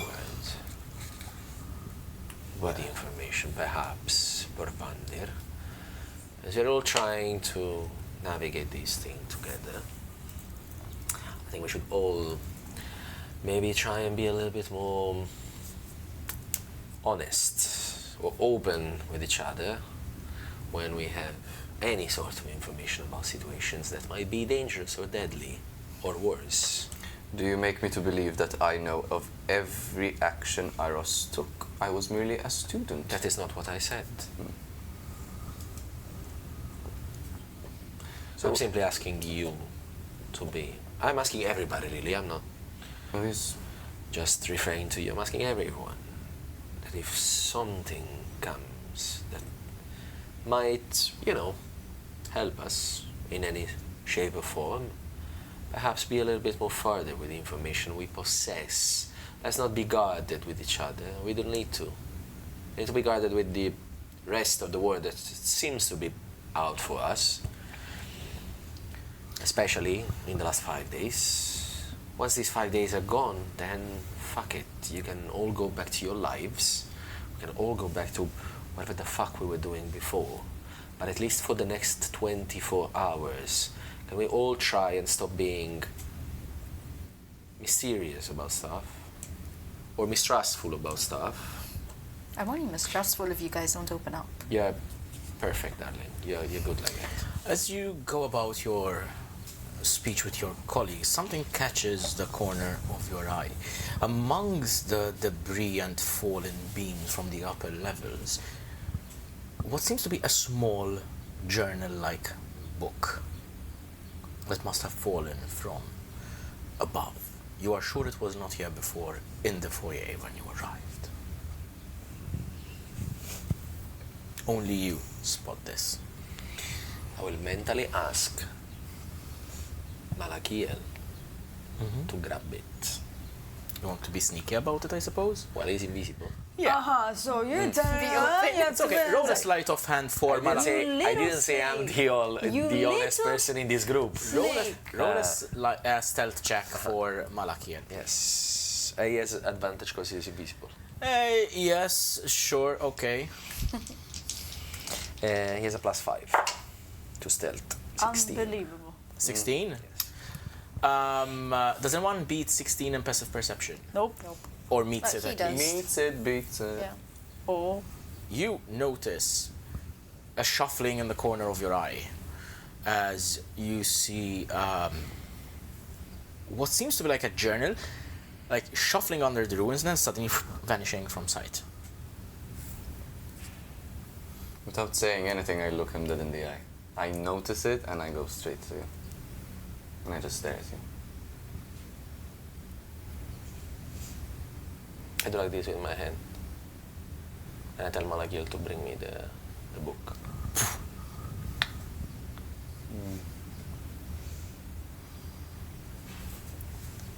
I open it. It's a journal by Bethazir Oric. You flip through it and read it. Are you going to read it out loud? What do you do? Are you sharing this information? I will say this seems to be a journal from our broken into pieces friend.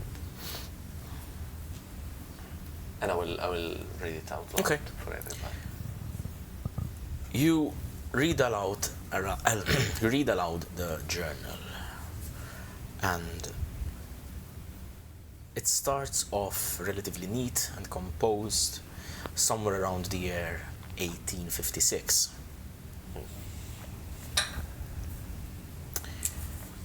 This would place it about 150 years ago, just to have an idea. It discusses the ever-looming crisis that was consuming the southern woodlands, including Trentar itself.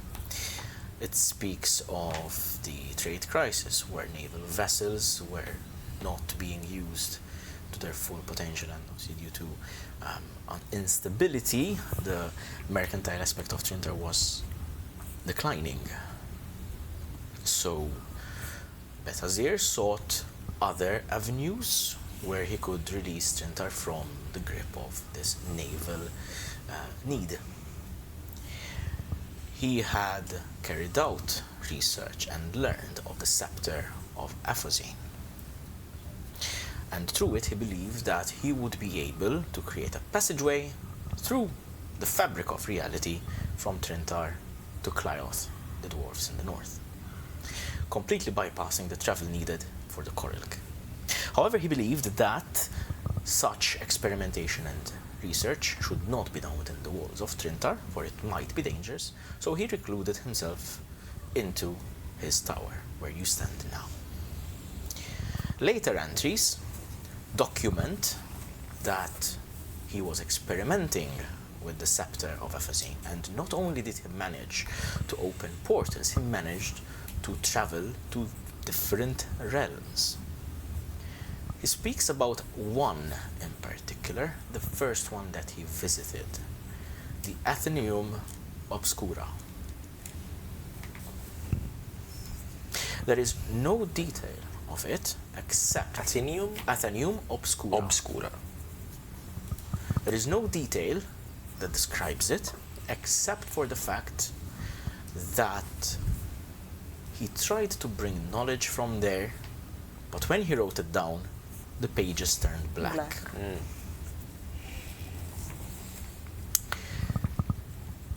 You read about his increasing obsession with this realm, his obsession to return there. And he managed to do so a couple of times, and with every entry that you read, you can feel the derangedness of the writing. The script turns into a scroll until it's barely legible. Eventually, he declares that he would conquer the Athenaeum Obscura, claim it for his own, claim all its knowledge, but he would need time to prepare. He could not leave the scepter unattended, so he summoned Orozek, the spectator, gave it explicit permission to not let anyone near the scepter. However, as some of you may know, fine print and contracts matter. Anyone means anyone, and Orozek stopped him from approaching the scepter once he needed.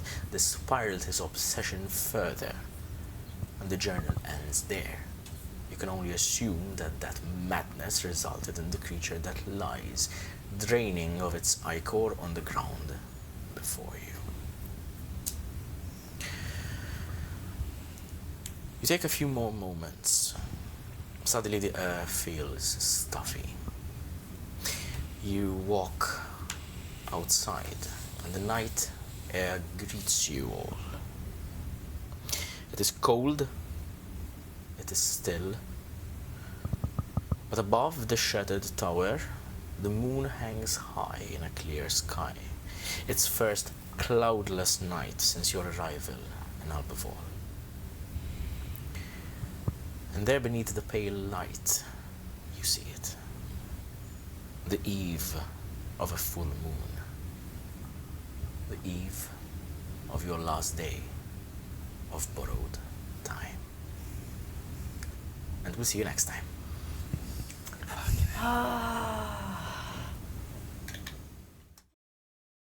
Trying to do like some ritual, like magic ritual, or Right. was So basically, I changed the lore of Notix a little bit. So this campaign, as you know, Bethazir wasn't trying to become a lich in the conventional lore. He was trying to, like, wizards in Yukabai would become Notics if they obsessed